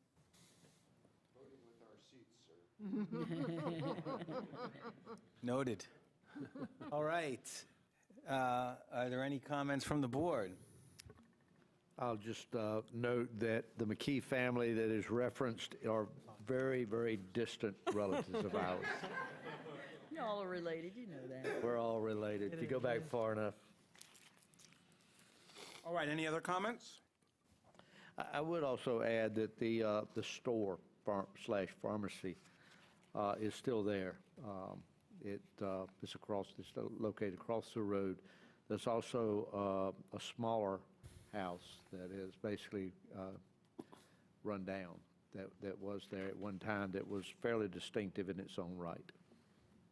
Is that the building right behind Handy Andy's? That little building No, there? if you're coming out Highway 57, it's right before you get to Caldwell. Okay. It's on the right-hand side of the road, sits up a little bit of an elevation. It's a very distinctive house. It'll catch I know your the eye. house, but the The pharmacy. little store and the other little house are directly across the road. The store building is still being used by the person that owns that property as a storage. Okay. The house is gone. So I have just a quick question. You might have mentioned this when I was out. So will there be any sign or anything on the road, or any designation that someone driving by might see and note that there's a historic landmark, 100 yards west of here or something like that, like the state historic preservation markers? For local landmarks, some counties have adopted a program of putting small signs. They're not really highway markers like you see in downtown Hillsborough and some of the rural main roads, where they put a small sign. Sometimes they're located out the end of the driveway if the house is way down the road. Sometimes they're put on the building if it's in a more urban setting, which we don't have in rural Orange County. But, and I think the commission has looked at different sign designs, and some owners want signs and some owners don't want signs. And I think it is the policy of a couple of other rural preservation commissions to impose a sign. They say, if you want to be a landmark and you want the tax deferral, we want the public to know that this is a landmark and that the public should be aware that there is a county benefit being provided to this property owner, and it is for the public benefit. And so the commission has looked at wording for a sign, a design for signs, and it's probably a project we need to get back into and get some signs out there. And what about, like, in the alternative, is there a pamphlet or a website where all these are listed and someone could, if this gets approved, could click on the Dr. Arch house and then could get these photographs and some of the history? And, is there some other way of making the public aware? I think putting it on the county website would be a good way to do it, and to have the landmarks available that way. That'd certainly be something I'd be interested in. I think Commissioner Jacobs, did you have your hand up? Yeah, go ahead. I just wanted to thank the Historic Preservation Commission and Peter for continuing to be vigilant and proactive. There's still a lot to be done and a lot to be recognized, and I know that you all are working hard, and this is further evidence of that, and we appreciate it. Thank you. Comments? Commissioner Yeah. Price? Well, as I said before the meeting, I'm so glad this is finally happening. I mean, we started working on this over 10 years ago, I think, or something like that. So I'm glad to see it happen. And as for your comment about the signs, we did, and I think, Todd, this is when you and I both were on. We looked at the signage, but whoever was doing the type of signs that would be appropriate for a historic house went out of business or something. And then it was the issue of whether or not, especially in a rural area, if it's known that and I mean, I agree with you that if they're getting a deferment, that, people should know about it. But some folks were hesitant because if a sign is put out there, obviously, like, this is the house, people would be driving by, getting out of the cars and, like, gawking at the, well, not gawking, but, just looking at the house. You have a bunch of people in your front yard. If it's not worded properly on the pamphlet or whatever, that, you can drive by, but that doesn't mean that you're welcome to just, like, go in. And that's I been think the you problem. could, you could put that in the pamphlet. Yeah, but you can. That's what I'm. I wasn't thinking because they get a tax deferral. I was thinking because No, it is a people public should benefit. educational of Well, right, yeah. there's a whole, like, historical tourism industry where Yeah. the Civil War trails and all that stuff. There's African American history tours, and so if there, you could do it. Say you could have the pamphlet say, this is still private property. You Yeah. can't go on the property, but That's what I here's mean. where it is. You could drive by. You can certainly take a picture from the street. That's, The book. I will plug the book that we are constantly working on and have at the edges of our seat these days, and we'll be asking you to help further fund that this year. And it will have beautiful pictures of houses such as this, highlighting our landmarks and working our way down to hundreds of various inventory houses that we also keep track of. Thank you. Mary remembers that book. And a website, yeah. Commissioner Remember the Jacobs?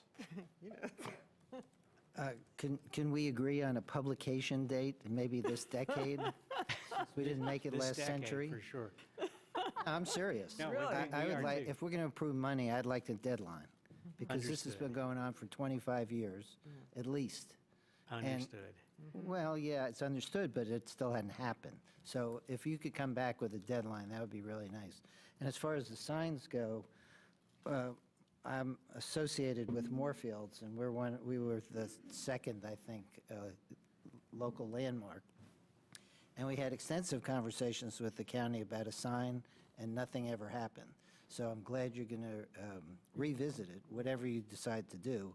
We had already decided where it would go and all that, what it would say, and then it just was not followed through on. And I'm sure there were good reasons.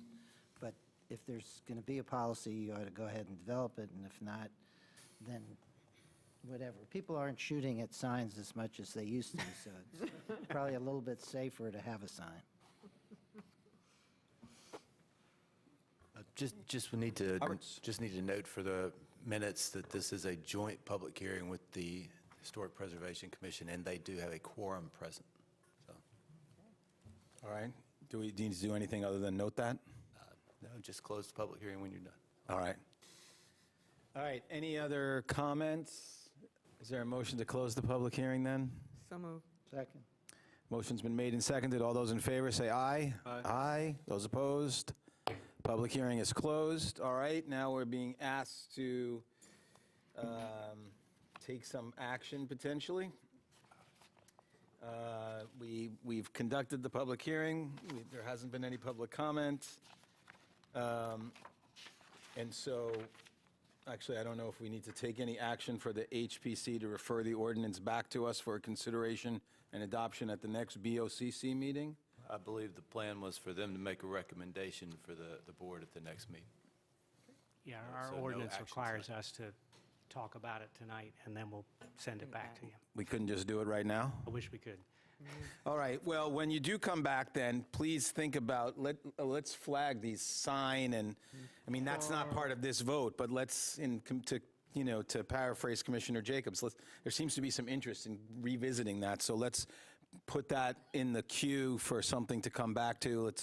We'll have the manager make a note of that as well, so I think it's worth discussing further, so thank you. We'll look forward to your recommendation next week. Thank you. All right, there's one more public hearing on the Orange County Consolidated Plan, Annual Action Plan, Needs Assessment, Public Hearing. The board will receive comments from the public regarding the housing and non-housing needs to be included in the action plan update for 2018-2019, the fourth year of our five-year plan as it relates to Consolidated Housing Plan for Housing Community Development Programs in Orange County. Cheryl Hampton will make the presentation. Welcome. Thank you. Good afternoon, Chair, and to the Vice Chair, again, congratulations on your reappointment. I'd like to, before we open the public hearing, take a brief moment to do the background. This is a part of our citizen participation process for the updating our annual action plan for the HOME program, and HOME stands for Home Investment Partnership Program, so the acronym doesn't really match the long full name, but that's what it is. Our five-year consolidated plan is 2015 to 2020, and each year we are required to update our action plan. This public hearing will allow us to gather input and comments from Orange County residents, from comments from you, the Board of County Commissioners. You have some additional information that was supplied.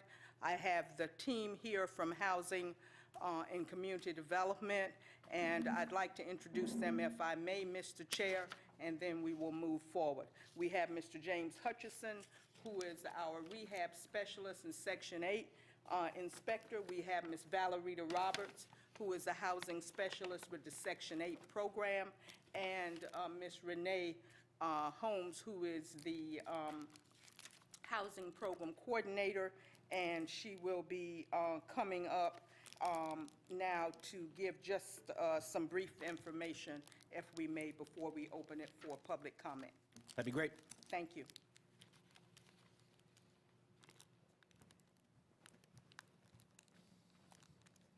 Good evening, Commissioners. Good evening. I'm going to do like a brief, very brief overview of the HOME program. Orange County is an entitlement community under the U.S. Department of Housing and Urban Development, also known as HUD. Our Home Investment Partnership Program is under that program. Orange County is the representative member of the Orange County Home Consortium, which includes the towns of Chapel Hill, Carrboro, and Hillsborough.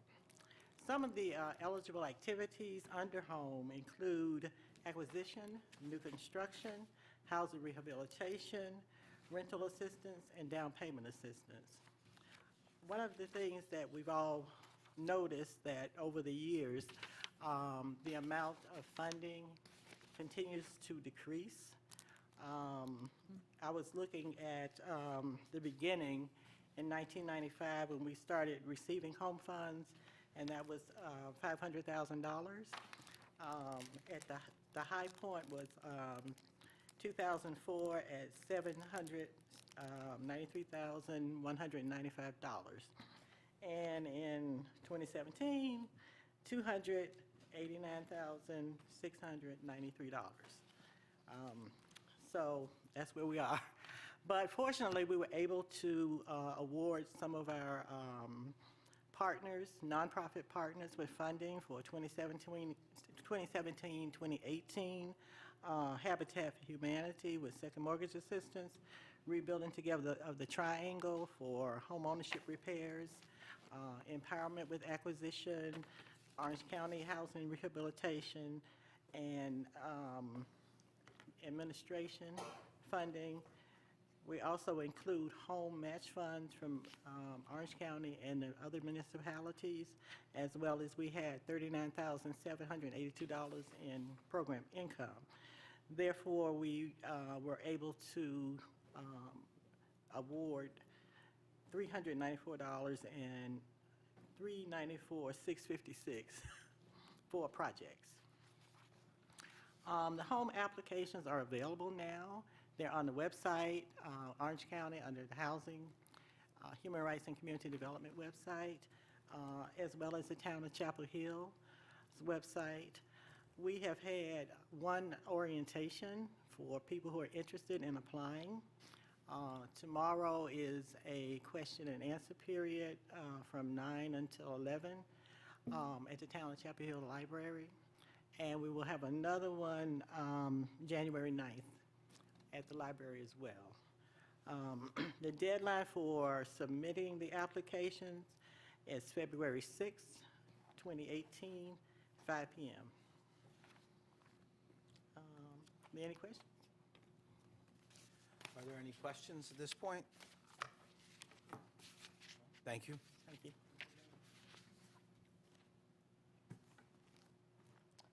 On your green sheet before you is that funding level summary that Ms. Holmes talked about, so you have that. The additional maps are for your comparison at a later date in your enjoyable reading, but we wanted to work with planning to update those maps from the original consolidated plan to see how our needs are shifting. So we just wanted to share those with you for your edification.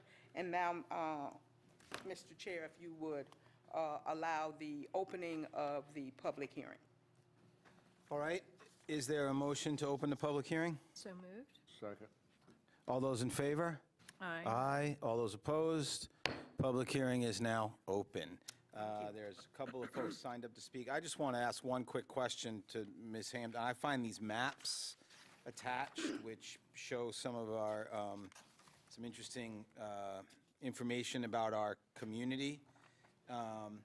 It would be great if it would be great to get some zoomed in versions of these. So like, you know, some of these ones where it shows percent minority by by census tract, the median household income. You know, I'm interested particularly in you know, some of the more anomalous parcels. Like, I'd like to get some more it would be interesting to get some more detail on where these are. So specifically, I mean, you can sort of, you know, estimate by looking at the map, but it would be great to have some of this information maybe more zoomed in areas where there's a clear, you know, there are clear distinctions. Obviously, there's broad swaths of the county where that are relatively homogeneous, but particularly looking at the percent minority population,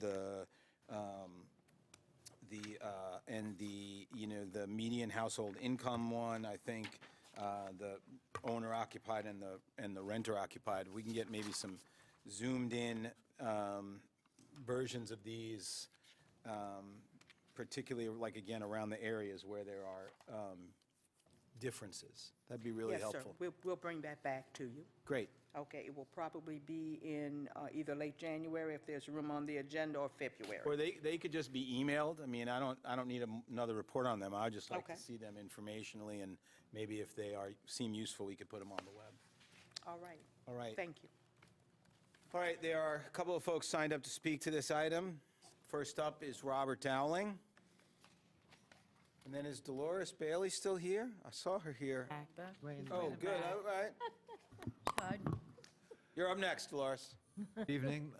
Mr. Chairman, Commissioners, I'm here to thank you for your continued support of affordable housing, and to just make a brief comment about the annual action plan that you just heard about.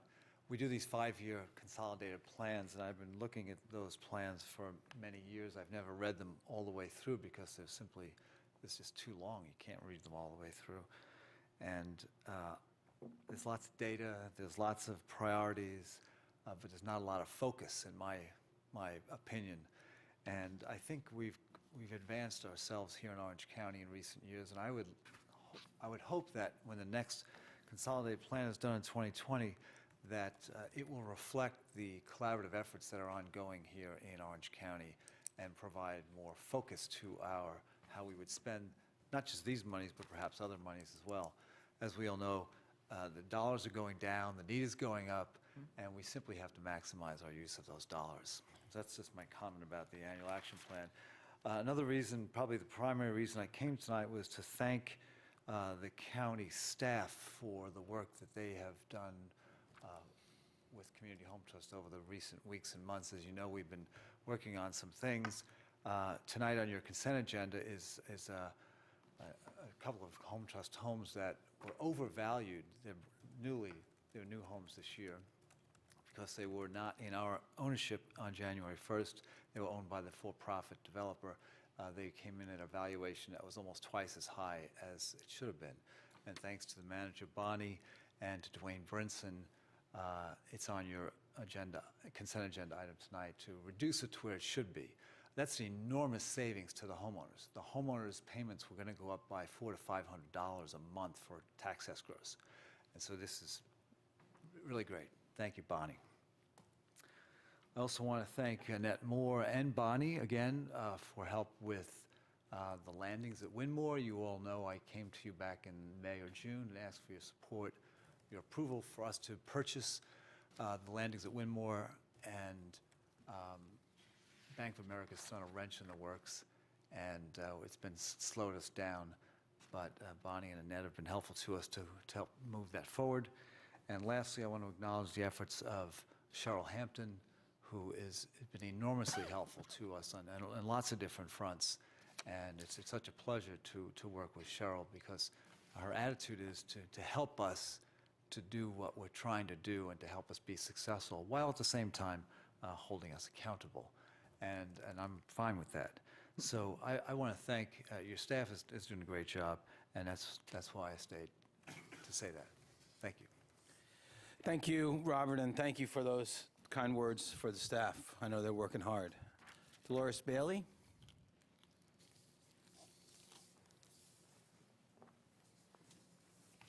Good evening. Congratulations again, Mr. Dorrington, and Penny, on your new positions, or reaffirmed positions again. My name is Dolores Bailey. I'm the Executive Director of Empowerment Incorporated, a nonprofit located in Chapel Hill whose mission is to empower people and communities to find their best place in life, whether it's community, business, or housing. Thank you for allowing me to speak and the opportunity to share with you. And thank you for the support, because as it was mentioned in Ms. Hampton's report, Empowerment has received dollars for you for acquisitions. And together we own 42 rental units, and thankfully that's growing. As the item mentioned this evening, you are considering housing needs to be included in the action plan to update the consolidated plan. Empowerment was a part of the creation of the consolidated plan. My takeaway, as I recall from all of that hard work, was that there is a tremendous need for affordable rentals for those residents and employees of Orange County living at the low income levels and at the poverty level, those vulnerable populations. To that end, Empowerment continues to look for ways to increase our rental inventory for those vulnerable populations. It is a difficult task. However, Empowerment has been working with the purpose of housing and creating housing, as we did with the house that we removed from behind the Sportsplex onto our lot in Terrell Road in Hillsborough. We are looking at every option and every opportunity to help, as the consolidated plan continues to point out the need of housing. Currently, we are working on another project similar to moving that we did of the house from the Sportsplex. We're working with Alpha Phi Sorority, Dan Jewell and Josh Gerlichs, to create a small neighborhood, small pockets of small lots in a pocket neighborhood. We are creating multi-generational housing on land that we can leverage with the dollars that we get. I don't know if you all remember the last time we were here, you were asking about empowerment's ability to leverage, and we are working on that. All of this is to work along with what exists now as the consolidated plan. And again, I realize and recognize it started 5 years ago, 4 years ago. I know that in 2020, there's going to be a greater need because of the lack of dollars, but I also know and understand that there are nonprofits like Empowerment and Community Trust and CASA and Habitat who are working with the county to increase and to address that need that was mentioned in the consolidated plan. So I'd like to thank you all again for that. Thank you for the opportunity to speak to you and just let you know that we continue to work towards that effort. Thank you. Thank you. Good timing. All right, there's no one else signed up to speak. Are there any other discussion, comments, questions from the board? Wait, you got one more person who wants to speak. Oh, great. Come forward, please. There's no one else signed up to speak, I should say. Good evening, Commissioners. I'm Keith Cook, and I'm a member of the Orange County Affordable Housing Advisory Board. And just want to say very quickly that we appreciate all the work that you're doing and the money that you're allocating, but we're still moving too slow with not enough money. And we have to do something quicker for apartments, low-income apartments, for veterans, for homeless. I mean, we need to, and for the seniors. So we need to kind of prioritize some things and get some things done for the people that are getting left out. People are continuously leaving Orange County for different reasons, but one of the largest reasons is they can't afford to stay here. So we need to work with whoever is out here to make sure we can get the work done. And I understand that Dobbins Hill is for sale now. I just heard rumors, but you know, when Robert and I built that, that thing was like 15 years ago. That 15 years is over now. That means that somebody can come in and buy it, and then I doubt if somebody buy it, it will be affordable anymore. So I think that we need to make sure that our policies are correct, that we keep up with things and don't allow people to come in here buying property that takes it off the affordable housing list. Thank you very much. Thank you. Mr. Chairman? Yeah. Mr. Cook?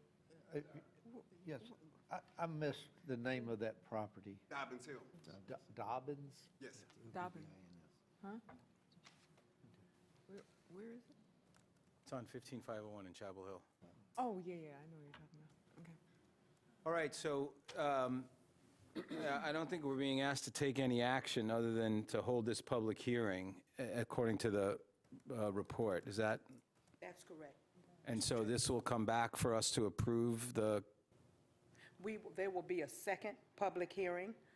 We do not get our allocation from HUD. We have not gotten notice yet, and that always lags on an annual basis behind it. But to go through the process, our annual action plan has to be completed and back to you by May 15th. all right. Mr. Chair, I have Yes. one other question also. It's very concerning in looking over the green sheet that you Yes. all provided Yes. and reduction in the funding. Yes, I mean, sir.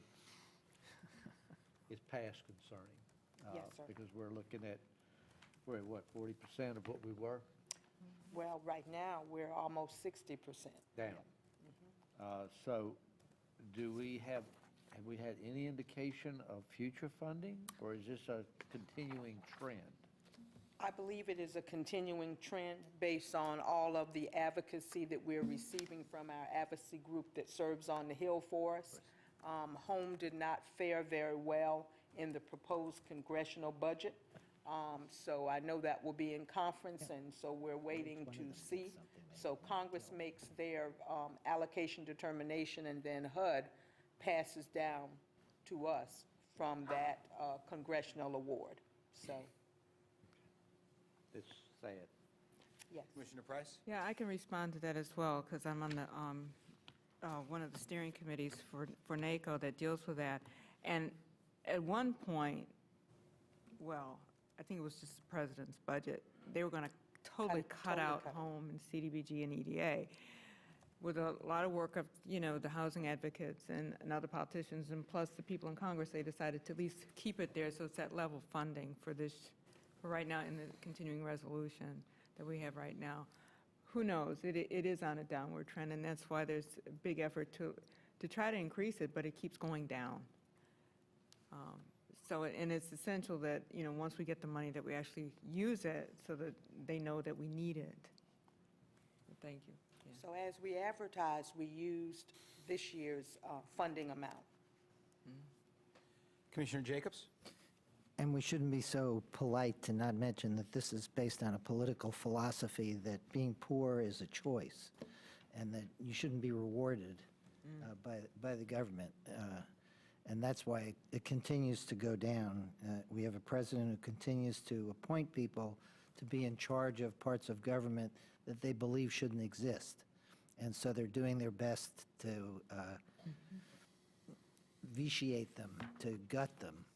And we can talk to our congressman, who is very supportive and often serves on committees that support housing.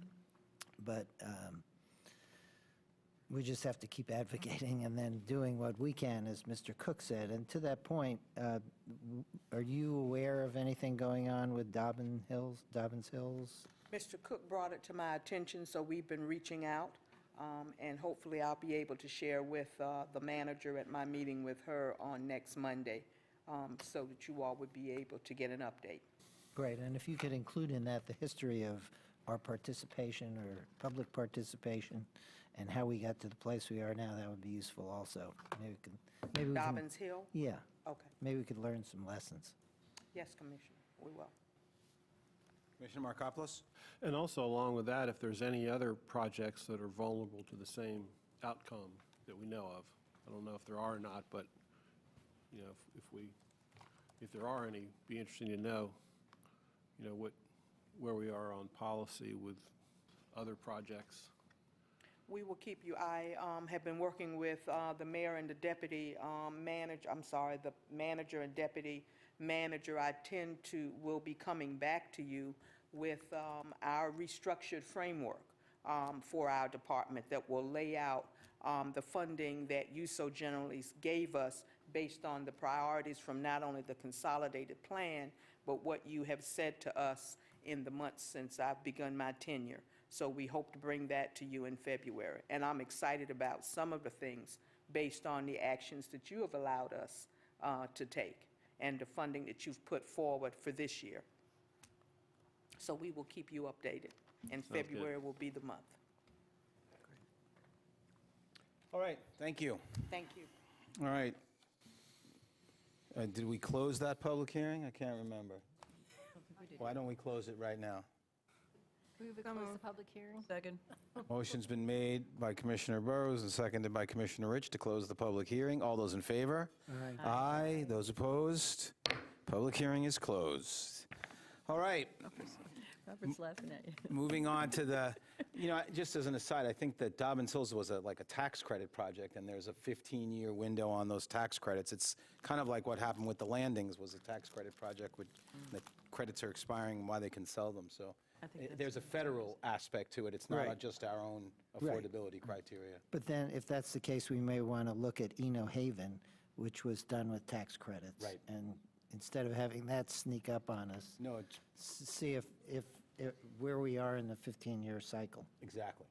Good. Yeah, well, so that we'll get that back. All right, moving on to the regular agenda. Item 6A, Department of Human Rights and Relations. The board will consider voting to approve the county manager's recommendation to separate the Division of Human Rights and Relations from the current Department of Housing, Human Rights, and Community Development into a separate department referred to as Human Rights and Relations.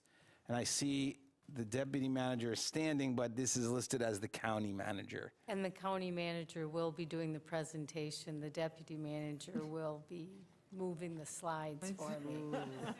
We don't have the high tech to have a clicker where you're sitting. I mean, We haven't thought of that. Thank you, Mr. Chair and County Commissioners.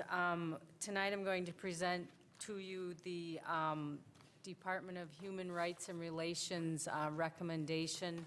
As the chair indicated, this is to consider approving a recommendation to separate the Division of Human Rights and Relations from the current Department of Housing, Human Rights, and Community Development into a separate department referred to as the Department of Human Rights and Relations. After the passage of the Civil Rights Ordinance in 1994, the Board of Orange County Commissioners authorized the creation of the Department of Human Rights and Relations on December 20th, 1994. On February 16th, 2010, the board approved merging the Office of Human Rights and Relations into the Housing Community Development, and it's been that is how it has operated since. However, in June of 2017, HUD conducted an on-site performance assessment of the county's Fair Housing Assistance Program, and there were concerns in 3 areas that were related to the human rights and relations: the quality and timeliness of complaint processing, financial management of the program, and the organizational structure and reoccurring management and staffing changes. As a result of HUD's concerns, Orange County has been placed on a 90-day performance improvement plan beginning November 1st and ending on January 31st, 2018. The recreation of the Department of Human Rights and Relations is in response to the performance improvement plan. And something that I can say on that issue, this actually was intended to become a budget initiative for 18-19, but because of the visit from HUD and some of the issues that were raised, this is why it's coming to you now off budget.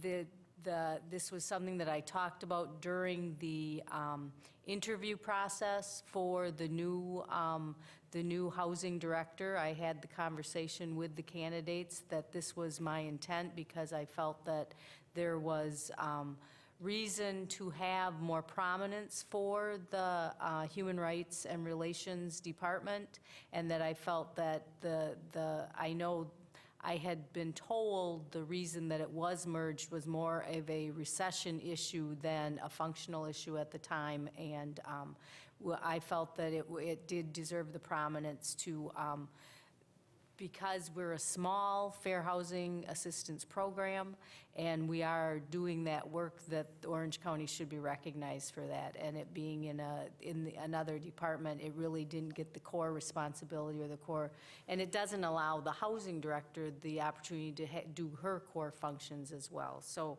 this is why it's coming to you off budget. Normally, I wouldn't bring something forward that was off budget, but because of the performance improvement plan, I felt it was important. The core functions of the Department of Human Rights and Relations include enforcement of the Civil Rights Ordinance, administration of Housing and Urban Development Fair Housing Assistance Program Agreement, which we talked about, education, outreach, and training on rights under the Civil Rights Ordinance, staffing the Human Relations Commission, education and outreach activities, coordinating the county efforts to eliminate or reduce limited English proficiency as a barrier to access or understand Orange County government services, program, or benefits. And in addition to the core functions, the department the director of the department will be designated as the Civil Rights Compliance Officer for the county, and the Civil Rights Compliance Officer would coordinate the county's efforts to comply with its civil rights obligations under federal and state law. And so that will be in addition to what was being done with within that department previously. The Department of Human Rights and Relations Department will be led by Annette Moore. As you all know, she is a staff attorney in the county attorney's office. I had a conversation with Annette, knowing the considerable experience that she had, and asked if she would be interested in leading this department. I had intended to hire a full-time department director for this department. In conversations with Annette, Annette felt that she could lead this department and also continue to do some of her county staff attorney work on a part-time basis. And the number of cases that we do have isn't significant. We are a small Human Rights and Relations department, but it doesn't need a leader. And so I agreed with Annette, and in conversations with the county attorney, talked about how we would do that. And so in addition to Annette being the department director of this department, we will maintain the current staffing model, which includes a civil rights specialist, an intake specialist, and a limited English proficiency specialist outreach coordinator. The financial impact, there is within the Department of Housing, Human Rights and Community Development, there is specific funding for the Human Rights Division. That money will be its general fund, in addition to Fair Housing Assistance Program funds. That would become the budget for the department. The department director's salary and benefits would be evenly divided between the county attorney's office and the Department of Human Rights and Relations. There will be an increased cost of approximately $46,000, and this is to maintain the capacity in the county attorney's office. There is a position that will be upgraded in the county attorney's office to become a staff attorney, so that we maintain the same level of capacity, so that the county attorney's office does not lose the capacity. And then compensation for additional responsibilities.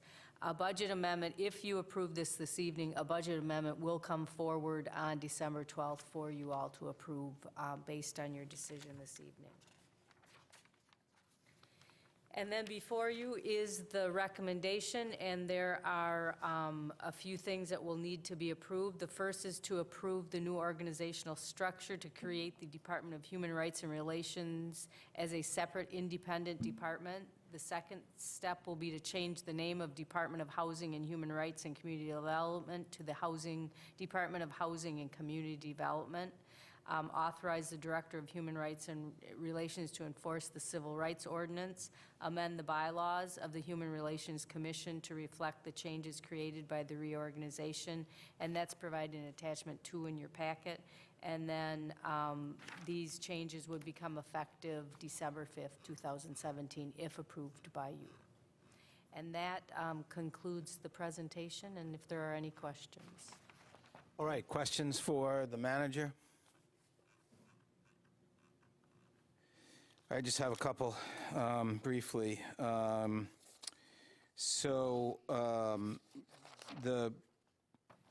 it says the core functions of the Department of Human Rights and Relations will be enforcement of the Orange County Civil Rights Ordinance, which is on one of the slides here, that is basically enforcing the Fair Housing Act. I mean, that's what the Civil Rights Ordinance covers at this point? That's what's left of it? I will defer to Annette Moore.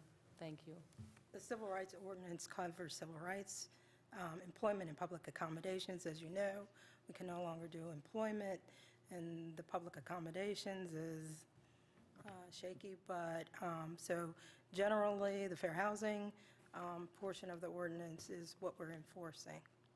Okay, and let me just, this is maybe a question for the county attorney. Does the ordinance still say employment? Because I thought that was declared unenforceable, and so if it does still say that, should we revisit to take that out? It does still say that. I have tried not to call attention to that ordinance by bringing it forward. So if the board wants to take that out, we can. All right. And then my other question on the financial impact, so the increased cost of $46,000, that's going to be for the salary of somebody in the for a new county attorney, a staff attorney? It is a reclassification of a current attorney that it moves the position to a staff attorney. The individual is not considered a staff attorney at this time, is it? That's correct, right? That's correct. Right. It upgrades a position. All right. And that's in addition to Ms. Moore, who will still be in the county's attorney's office half-time or Yes, part-time? yes. So part of my, so it's And part of part my of- salary as well. Yeah, for the additional responsibility of overseeing the department.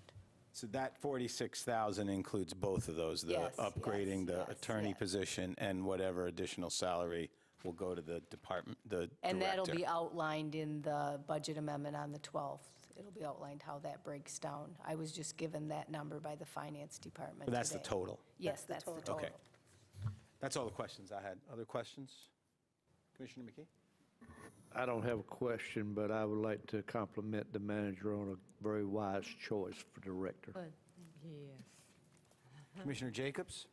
And I'd like to compliment you on returning this to being a separate department. You were very charitable in characterizing why it was deleted. When you look at the cost, it's negligible.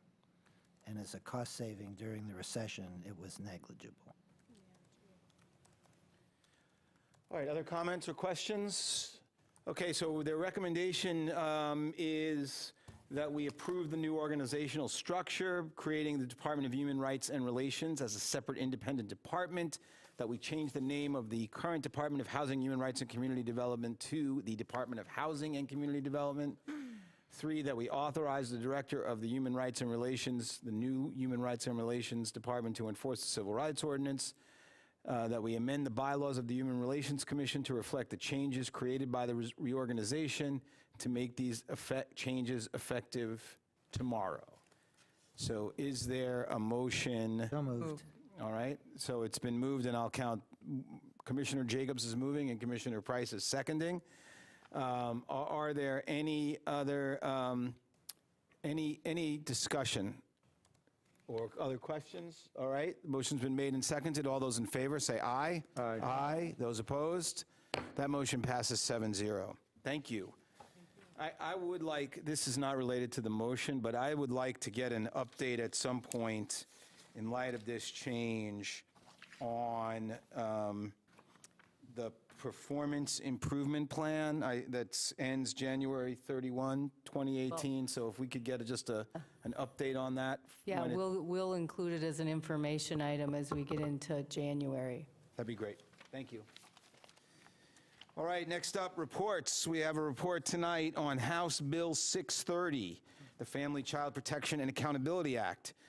We will receive information about legislation passed by our friends at the North Carolina General Assembly impacting programs at the Department of Social Services, and considered sending a letter outlining any concerns we have to our legislative delegation and to the North Carolina Association of County Commissioners. DSS Director Nancy Costin is here to enlighten us. Good evening. Good evening.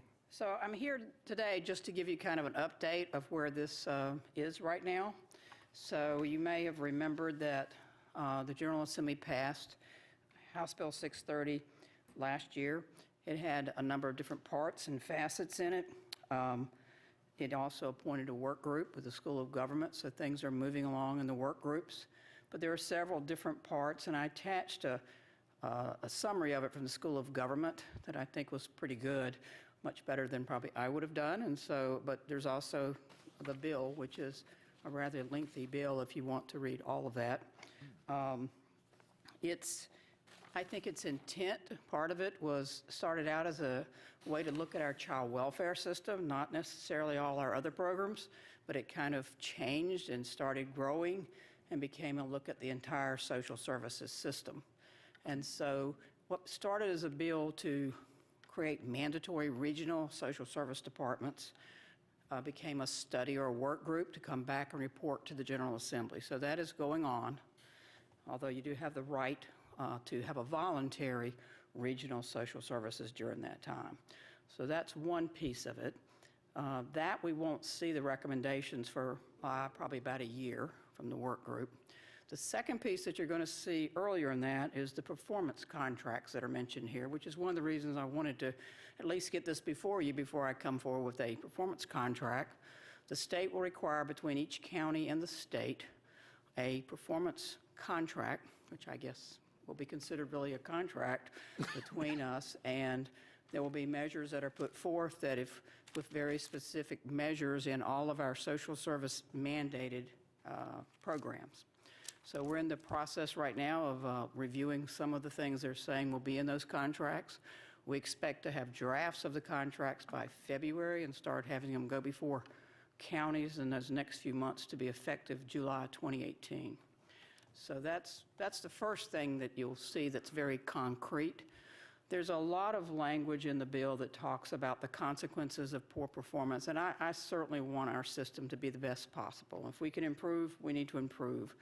It's a very complicated system, as we all know. Trying to protect children and adults is not a simple thing to do, and it's not just the social service department that has that responsibility. The entire community has that responsibility. That said, a lot of the performance indicators, will be on us, just like they have been in all the federal reviews. When other services are not available, we tend to not be able to meet the performance standards that are set by the federal government. And the federal reviews have been used a lot to talk about social services poor performance, but unless something has changed since the last time I reviewed all of this, no state has been able to pass the family child review, which is where a lot of this started. That doesn't mean we shouldn't try to, but the indicators are just very hard, and we can certainly send you all of those so you can get a good feel as these start coming out for the kinds of things we're expected to count and to be attuned to. So another part of the bill regionalizes the state administration. So there will be regional offices. That's already that's an act to just create those. Is already in the act. So we will have, we're not sure how many regions. That's part of the work group's discussions right now, is which counties will be in what regions. Will it be 3 regions? Will it be 10 regions? There's lots of different thoughts about that, so that the consultation that counties get will be from these regions. I know a lot of the directors have been working on this are fine with that. We just want consistent policy, fair standards, and data that we trust. Those are the kinds of things that interest us, and timely consultation when you have one of those difficult situations. So this bill has, like I said, many pieces of it, but I think the first thing you will see are the performance agreements. And assuming that there are fair performance measures and we know what they are and we can prepare to work toward those, it's not unreasonable to have performance measures that we all agree to. So that will be the first thing you see.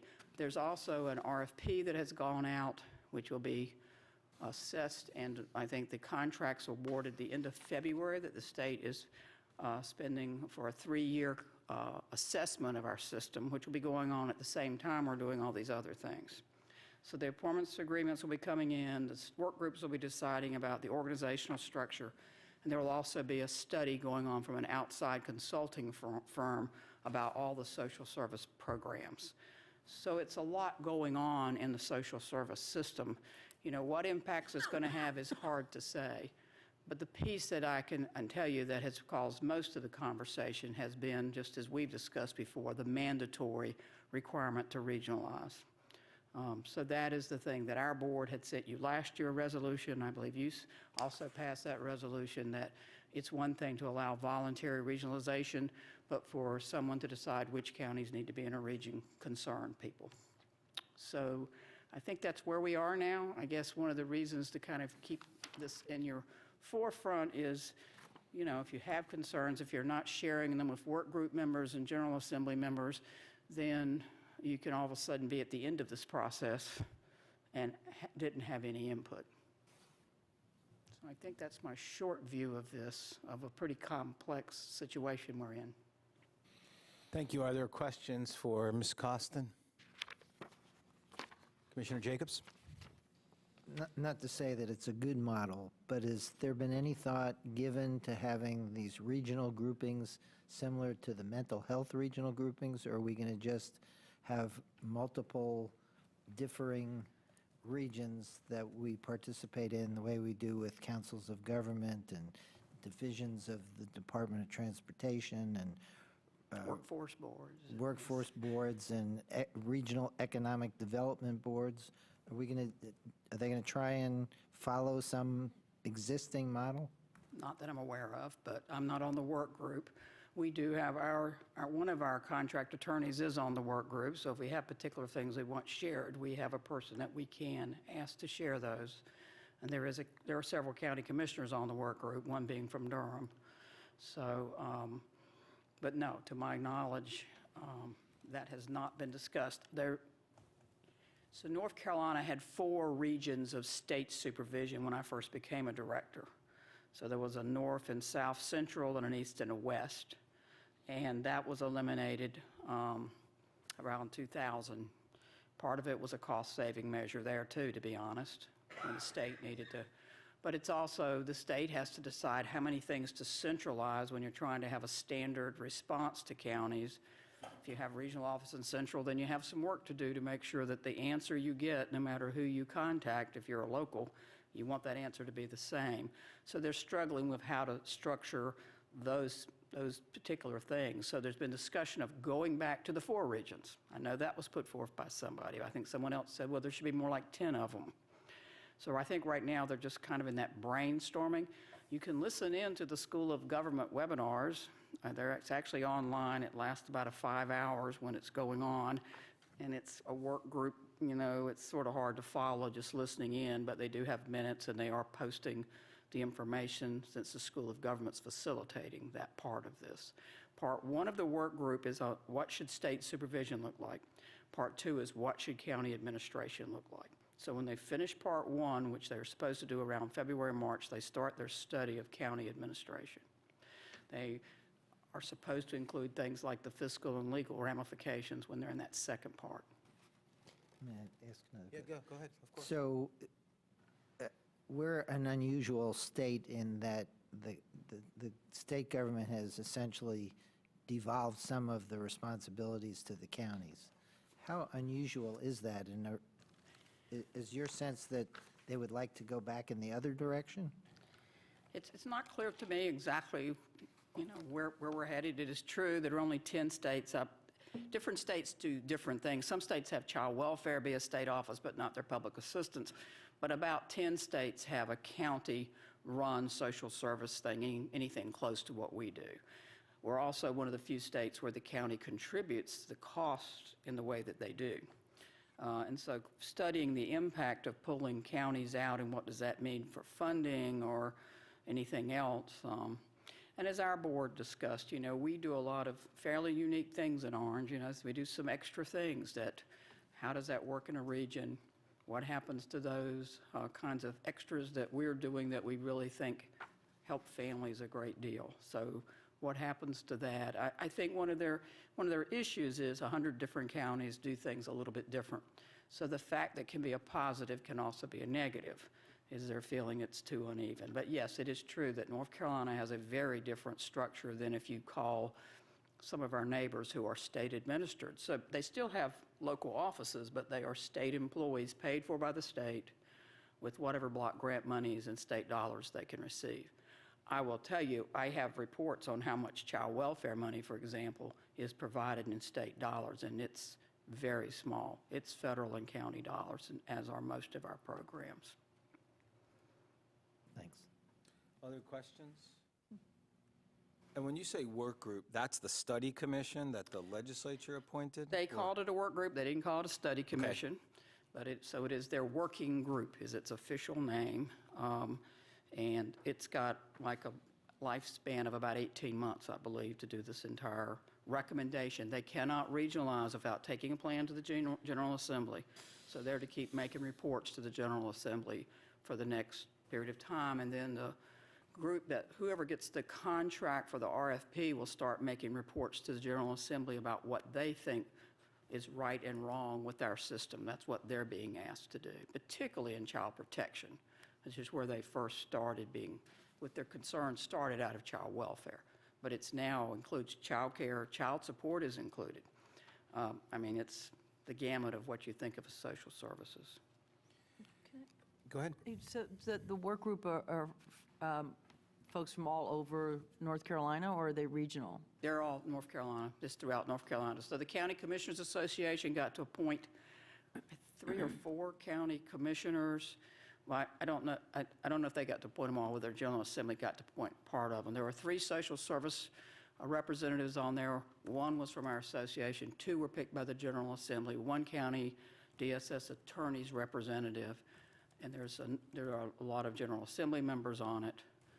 So there's different groups represented, and I have a list somewhere of all the people on. The closest, besides our attorney, Angie Stevenson, who's with Holcomb Law Firm, in addition to her, there is one of the commissioners from Durham County is on it. The president of the, I believe, County Commissioners Association is from Durham, correct?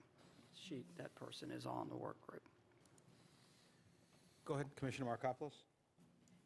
Is there any state legislation that says what they require a county to do, like apart from this, like as we're operating now, is there any specific requirements or standards that they say you have to meet? So most of our requirements are federal. There are a few state ones. So usually the state is passing on the federal requirements to us. So almost all these child welfare performance measures they're talking about, child support performance measures, workforce performance measures, all of those are pretty much federal requirements for taking federal funds, and that's just kind of being pushed into this performance contract. So it's things they would say we should be doing anyway. Some of our programs do not have those because they don't have as much federal fund. Our adult services, for example, does not have very many federal requirements because it's more state funded, or it's funded without the federal laws that, like the state, our adult protective services is more of a state law than a federal law, whereas child welfare has a lot of federal legislation. So these federal requirements are for the purposes of dispersing funds and not necessarily for the purposes of holding a county accountable? Well, it's kind of a combination, because if the state doesn't meet certain child welfare performance measures, they will withhold certain federal funds. So it's not about how to allocate funds as much as if you're going to take the federal funds, then we expect 80% of our foster children to do X. So there's certain things that are spelled out in there. And so you get in, like we're in a program improvement plan in North Carolina because we did not pass the federal review like no states did. So we're all under program improvement plans. Every county is under a program improvement because the state is under a program improvement plan. Because when the federal government's monitoring, they're really about what's it look like for the state, because they don't really recognize the 100 counties. They recognize the state, and that the state should be supervising us to make the state meet the requirements. If that makes sense. Would there be any possibility that by the state taking this over and causing Orange County to do things differently, that they would be violating some standards that may have been set somewhere? I think if they were to exercise the takeover clauses and all, they would be very careful, I assume, not to violate the federal, because they would lose their funding.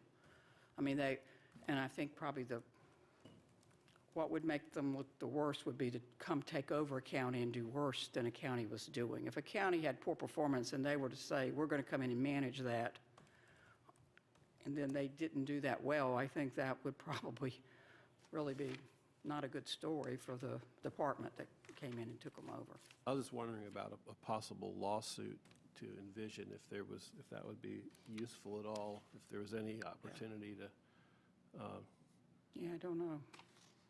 find something that held us to a standard that this was going to fall short of. I think the real rub for counties is going to come when you have to, if there was a regional, you would have to pay maintenance of effort money like you do in the mental health program. And then you would have a representative on a board, regional board. And so that's the kind of influence you would have with your money at that point. So thank you for that report. One of the things in the in the recommendation for the manager is that we consider sending a letter outlining concerns. If you think it would be useful, and perhaps you could help outline such a letter. And I would say the main concern at this point really is the possibility of mandatory regionalization. I think the other things, should work themselves out, you would hope. Right. That they become fair, but maybe I'm being too optimistic, but I'm trying to go with the high road.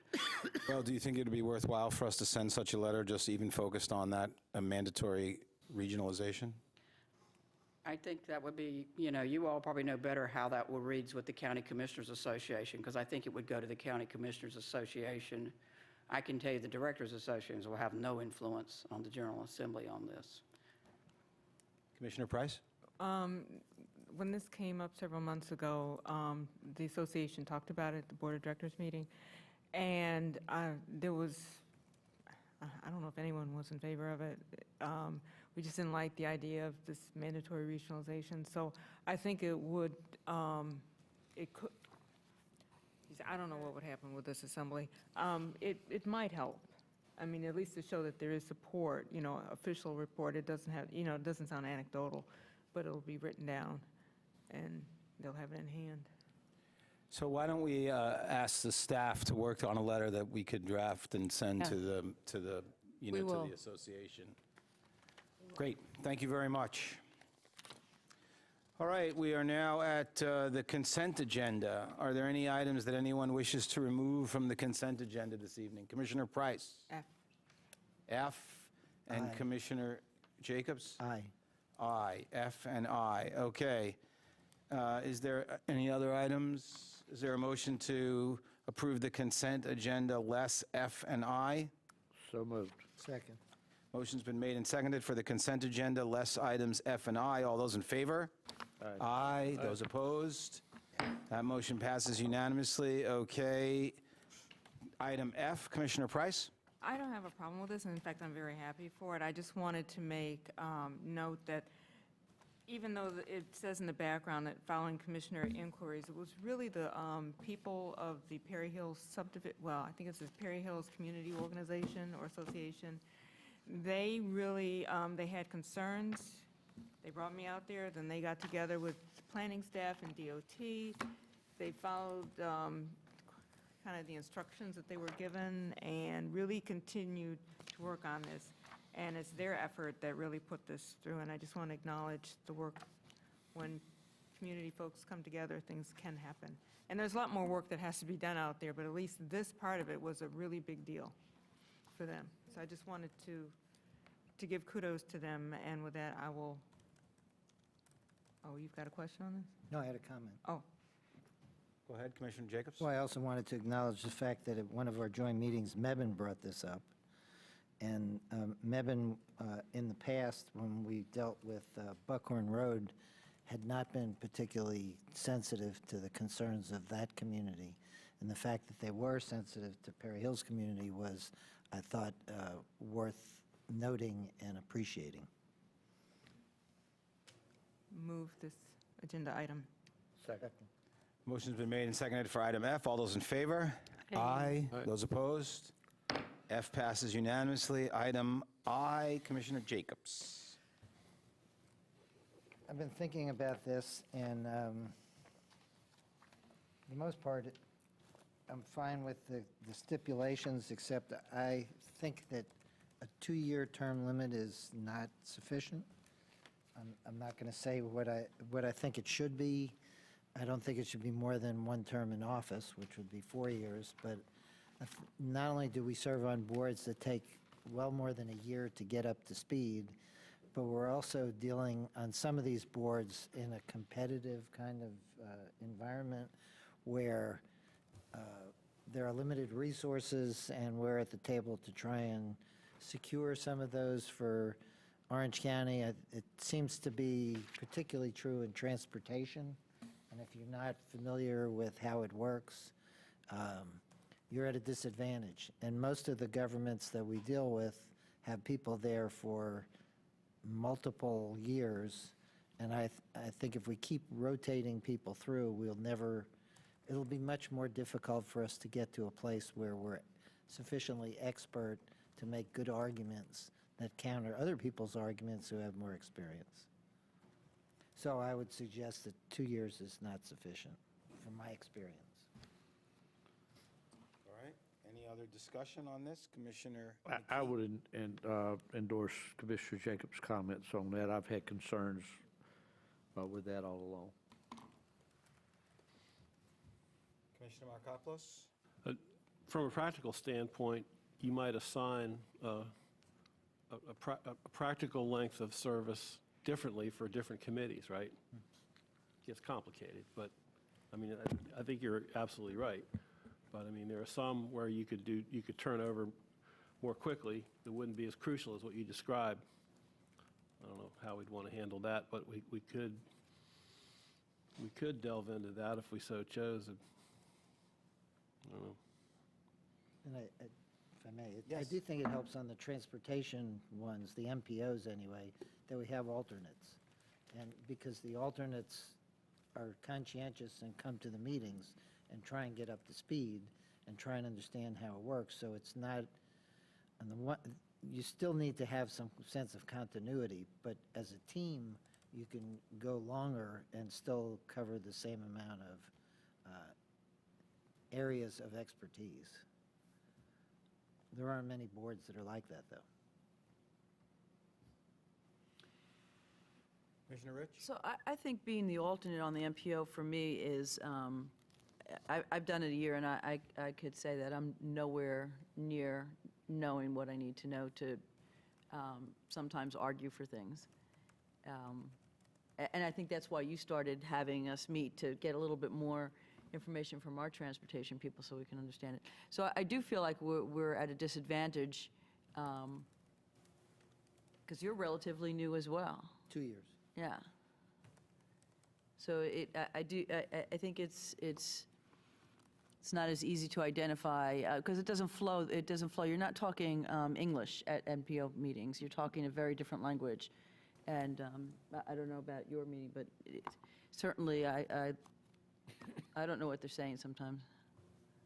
So I could see your point, that 2 years for those boards. But then I agree with Commissioner Markopoulos. There's other boards where I think people should move around. And I understand Commissioner Dorson's argument of to become a well-rounded county commissioner, you need to move around and understand what all the boards and commissions are doing. So I struggle with what the answer is, though. And then there's elections, right? So Yes. Commissioner Price? Random. Yeah, I have no problem with softening that with, taking out the term limit, but even so, if we do the round robin, nothing is guaranteed because you can only save one. But I think that, by taking this out, or, we could even just say recommended 2-year limit. If somebody doesn't, like Burlington, I mean, not everyone wants to be on that one, so you might get it again. And so we shouldn't preclude I'm that. hoping the alternate will step up. It sounds like, why don't we propose this compromise, which is that we keep the 2-year in for all boards except transit-related boards, and then it's just recommended. Well, then there's the one that, the Upper News, UNRBA is the very same way. yeah, I It mean, takes it takes you a about year to learn 5 the years to get acronyms. that one off. All right, well, someone suggest a different compromise then. What about a 3-year term? Or recommended 2 years, so that we know that. Well, let's pick something. Someone- Somebody make a motion. Do you want to make 3 years? Do you want to make none? May I ask a question? Yeah. Do we want to differentiate regional versus intra-county? And then if they're regional, we could say no longer than 3 or 4, and if they're within county, 2. Because let's say, to use an example, social services. You do have to build some expertise, but maybe you can negotiate to stay longer, and we could take what Commissioner Price said and say it's recommended for 2 years. For the other, you could say no more than X years, but at least you have the opportunity to be on a more level playing field with your colleagues from other governments. Because something like UNLRBA, is that right? No. I didn't even get the acronym right. It just does take you a while, and they only meet quarterly? What is it, every other month? It's every other month. So in 2 years, you get 1 year's worth of meetings, and it's just hard to keep up. So, Do you want to make that as a motion? yeah, I'll make that as a motion, that within the intra-county boards be recommended 2 years, no boards be more than 4 years. Second. Could I have a clarification? So intra-county, 2 years Recommended. recommended, and for regional, For any, Any of the four, other no more ones? than 4. no more than 4? Okay. Question. Yes. What does recommended mean? That was Renee's suggestion. Would you expect That- a friendly that- amendment to Excuse me, take out Commissioner Price. recommended and make it just 2 years for the intra-county ones? Let's keep it clean. We Sure, just except experiment with I had a it. conversation with Commissioner Burrows about getting up to speed on the Board of Health.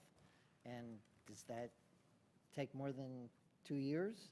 And if it does, if that, we had that conversation briefly.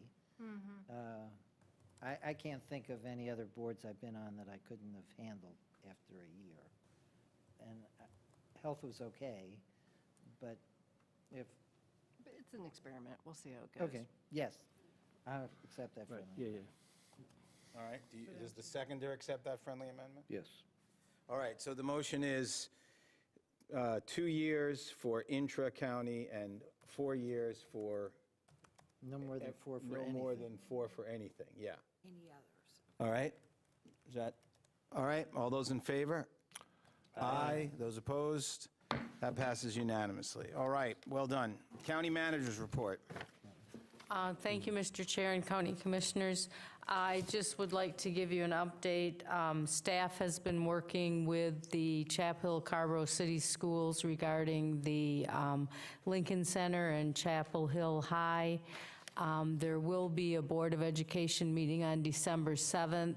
There was an indication at the last meeting that something would come to the board on December 12th. We're not anticipating seeing anything on December 12th. If there would be something, it would come from their December 7th meeting, so it would not be in your packet, because our packet will go out on December 7th. But just based on the conversations that staff has been having, it doesn't look like anything's going to happen this month in regards to the progress with the school projects for Chapel Hill, Carborough City Schools. But we will keep you updated. Can I ask you a quick couple of questions on that? Sure.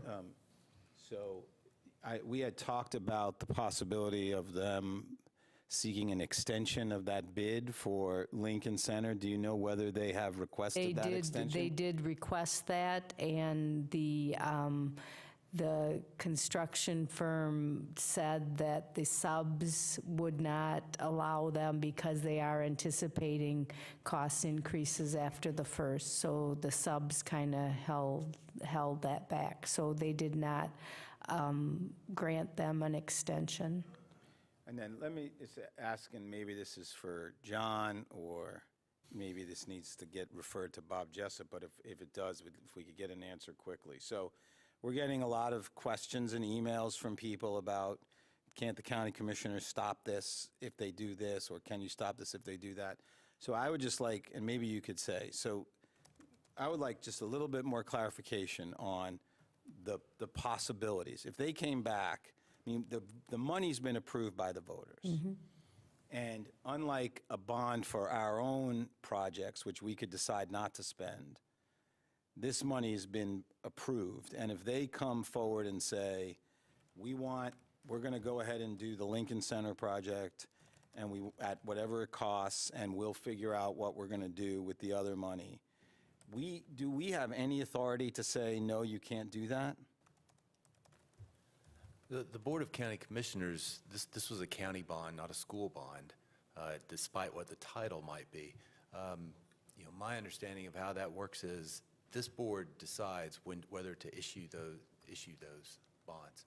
I will ask Bob to give you a more formal response, but I think whether or not to issue that funding is up to this board. But we couldn't say, we'll only issue the funding if you do the other project? I mean, we could just say, they said, we're coming for, and we want the 30, whatever, $8 million it is for Lincoln Center. And we said, well, we don't want to give you that money. They could say, well, just give us the other half of the money that we were going to spend on Chapel Hill. And just want to understand what kind of discretion we have, if any. And I would refer that to the bond counsel Okay. for a full explanation. So can And someone we'll get follow that up with him tomorrow information. and get Yeah, some we'll specific get that information information, on and we'll send out a information item to you all as soon as we have that information. We'll send you an email. Yes, yes. Me first? Commissioner Rich, Commissioner Burrows. Yeah, I just want to thank all the concerned parents that have been sending emails. I've also spoken to some of them on the phone, as well as the school board members. So I think there's a lot of communications going on. Todd did send out some responses to emails that I think cleared up some of the confusion of who gets to say what happens. But I think your question is very valid, and we should get those answers. But I want to thank Todd for that.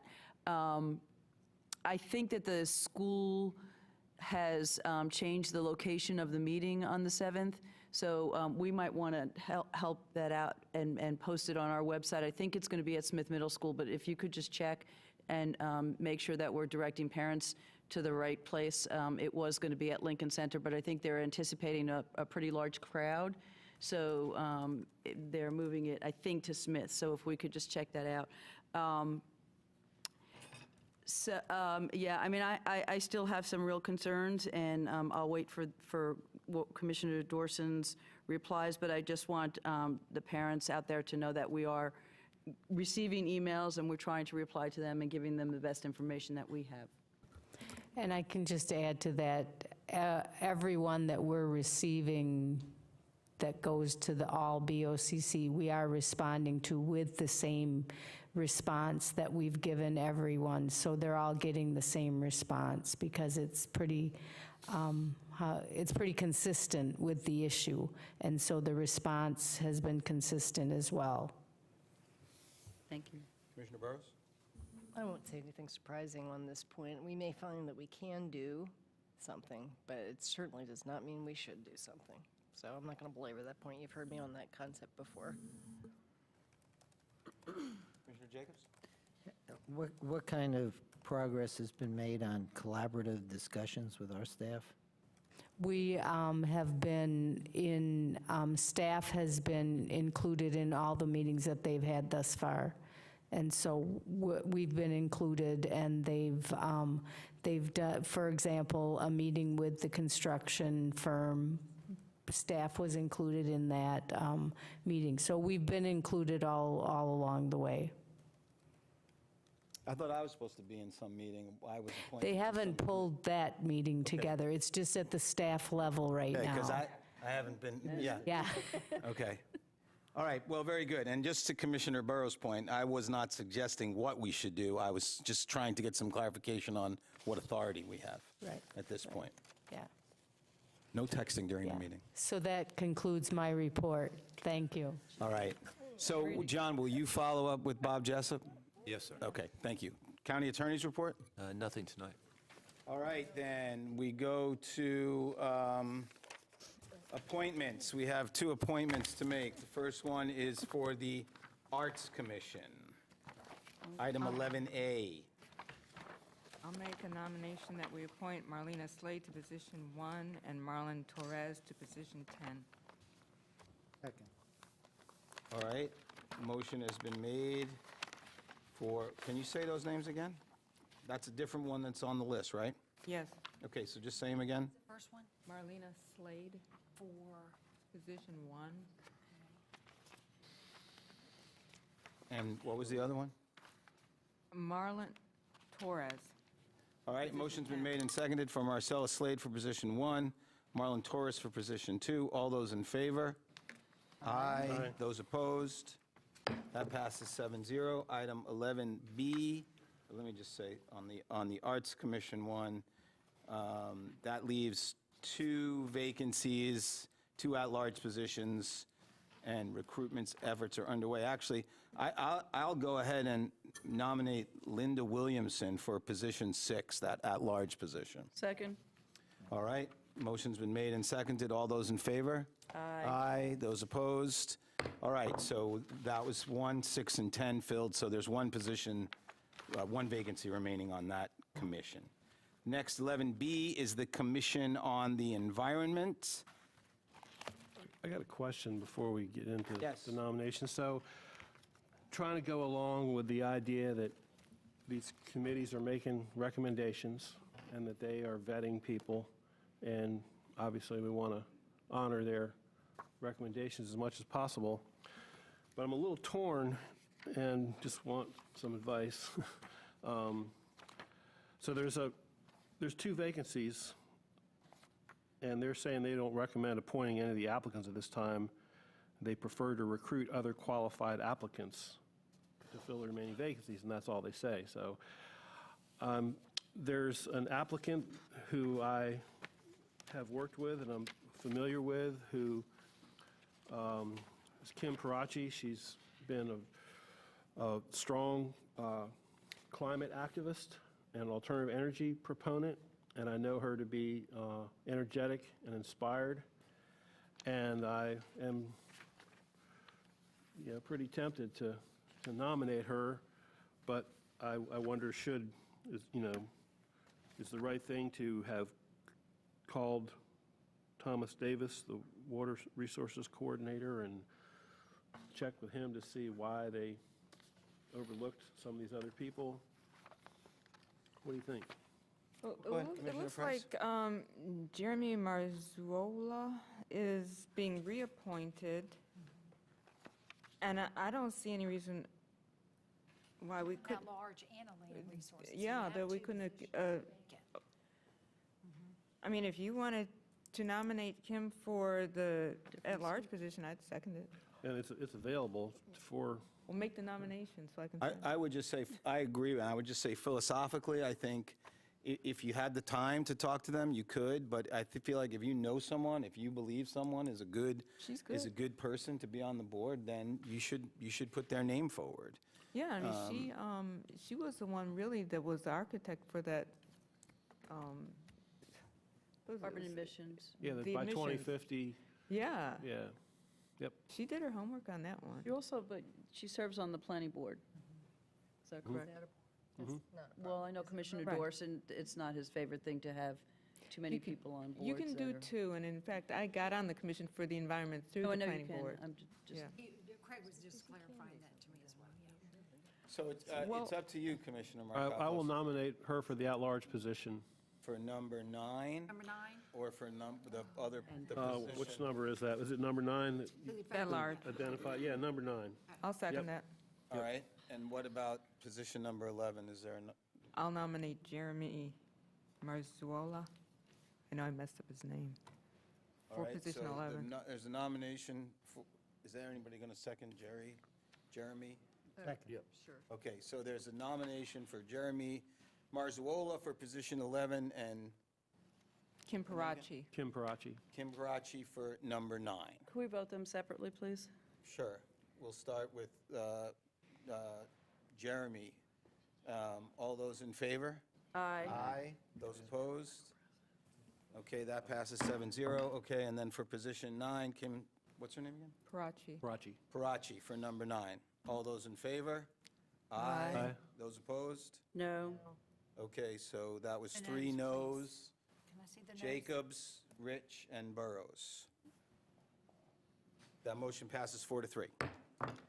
All right. I didn't know.